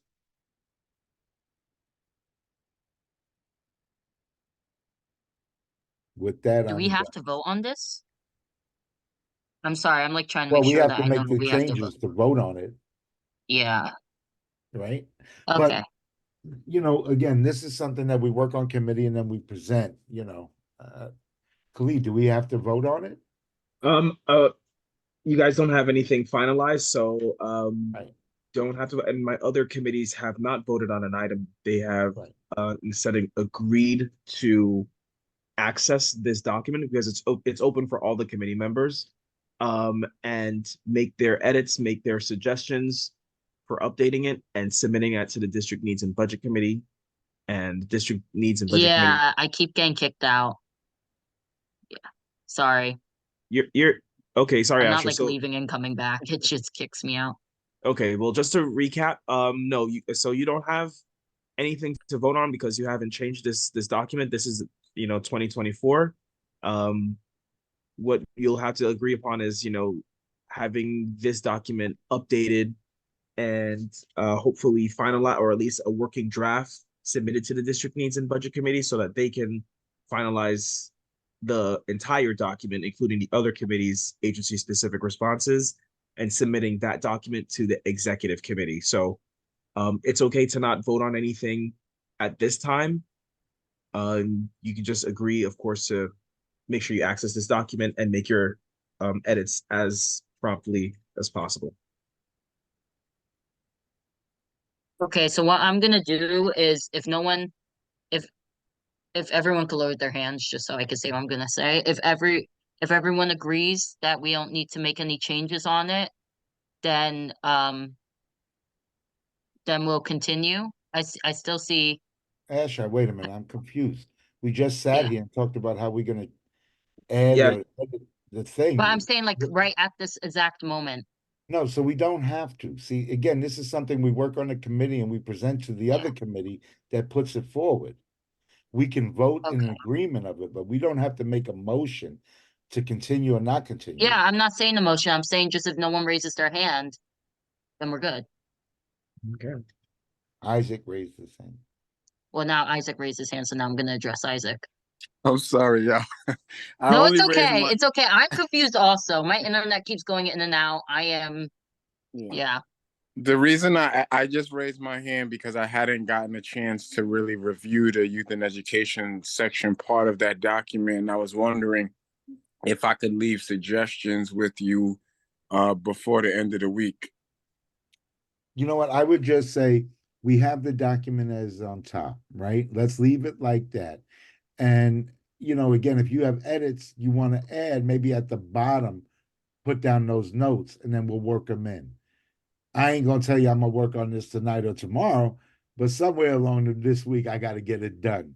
You know, so I'll as soon remind as- David. Huh? I'll remind you. Thank And you. I sent an email with all this documentation. Yeah. I can, I'll make sure to send the updated flyers and presentations that we've reviewed tonight in, a follow-up to that email, just rehashing that you all have access to it and you can make edits and suggestions ideally before next Wednesday, which is when the district needs and budget committee meets. Thanks, Khalid. No problem. All right. So we're gonna go on to the next item. We're almost done here. All right. Mission statement and goals. Do we have that pulled up? No, I'd have to try to find it. Give me 1 second. I didn't get a chance to do that. 1 second. Where we left off before on this was it was getting too long. We did. We cut it down. Remember, Asher? Yeah, we did. I'm sorry. Yeah, I keep forgetting, David. My bad. So, The next step is we really need to work on establishing what the goals are for the committee. And again, those goals should tie into those district needs that we're kind of reiterating, right? And what work do we do around that? You know, one of the things we also talked about with the schools was the charter. And this year we've been pretty much having a charter present or give an announcement every month. We still have Urban Dove to come back and give us an update on their location if they've identified a place yet. So, you know, we're moving along. time is it? It's 8:41. I would say, Ash, Chair, that maybe we table working on the goals to the next committee. Everybody get thoughts centered around the statement of district needs and how we develop goals and working around those things. I tell you I was now about that to suggest that because we had a lot of stuff today. I want to make sure that we could have a thoughtful conversation about this.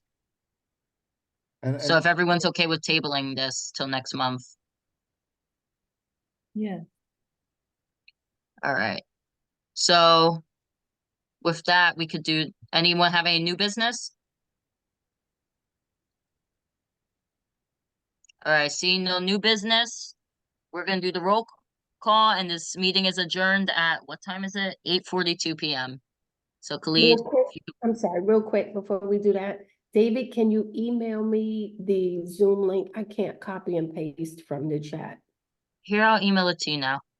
you Thank got you. it, Asha? Thank you. I'm gonna email it to everyone because I already have an email chain with everyone on it. Okay, great. Thank you. And I think we have Kai Bush down. I see a hand down on the bottom. Is that Hi, right? good afternoon, everyone. I just wanted to share some information from an organization I work with. I'm with Harlem Education Activities Fund. We're a nonprofit after-school program focused on college prep and career readiness. We are currently accepting applications. I can send more information or just join next meeting to provide a presentation, but we'll also like to share that on March 23rd, we'll be hosting our first annual Community Resource Fair and Family Day. We'll have many organizations from the Harlem community, whether it's East, Central, or West, to share information of what they do and the services they provide, while also we'll be hosting 3 workshops, including cooking and nutrition, self-defense, and a paint and chill. So I can provide all this information or even do a presentation next month. Hey, Kai, both would be great. If you can send the information to mn11@cb.nyc.gov or my email, I'm gonna put it in the chat. That'd be great. And then I'll also make sure you get the committee presentation request form. You can fill that out if you'd like to make a full presentation next month. Thank you very much. I appreciate the time. Thank you, Chair. All right, so seeing, okay, that was an old hand. Seeing, Rosa? Thank you so much. That's a new hand. Thank you. Thank you. Kai, do you mind putting your email in the chat so I can also reach out to you for different parent leadership space? Thank you. I just don't have access to the chat, so if I can get access, I'll put my information in. Let me see if I could give him access quickly. You know what, Kai, I'll promote you to panelist. You might be able to have access from there. Yeah. Thank you.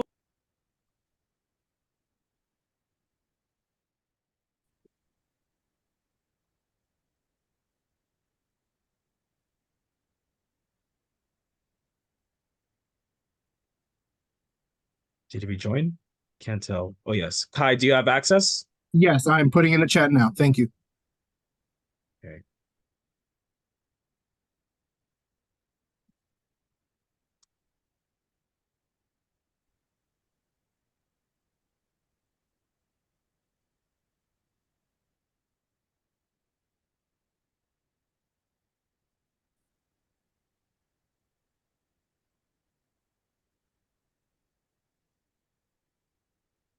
Got it.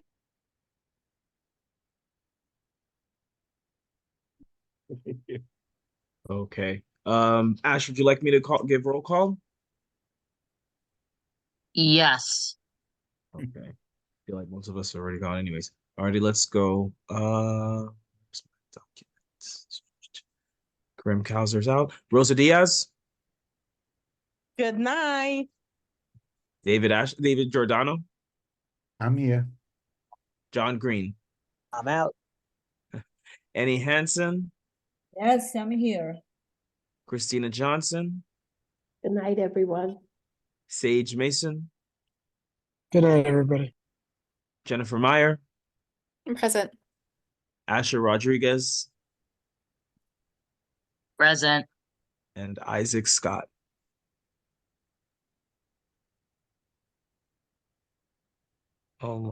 Maybe he might have Sorry, stopped. y'all. I'm here. Good night, everybody. Okay.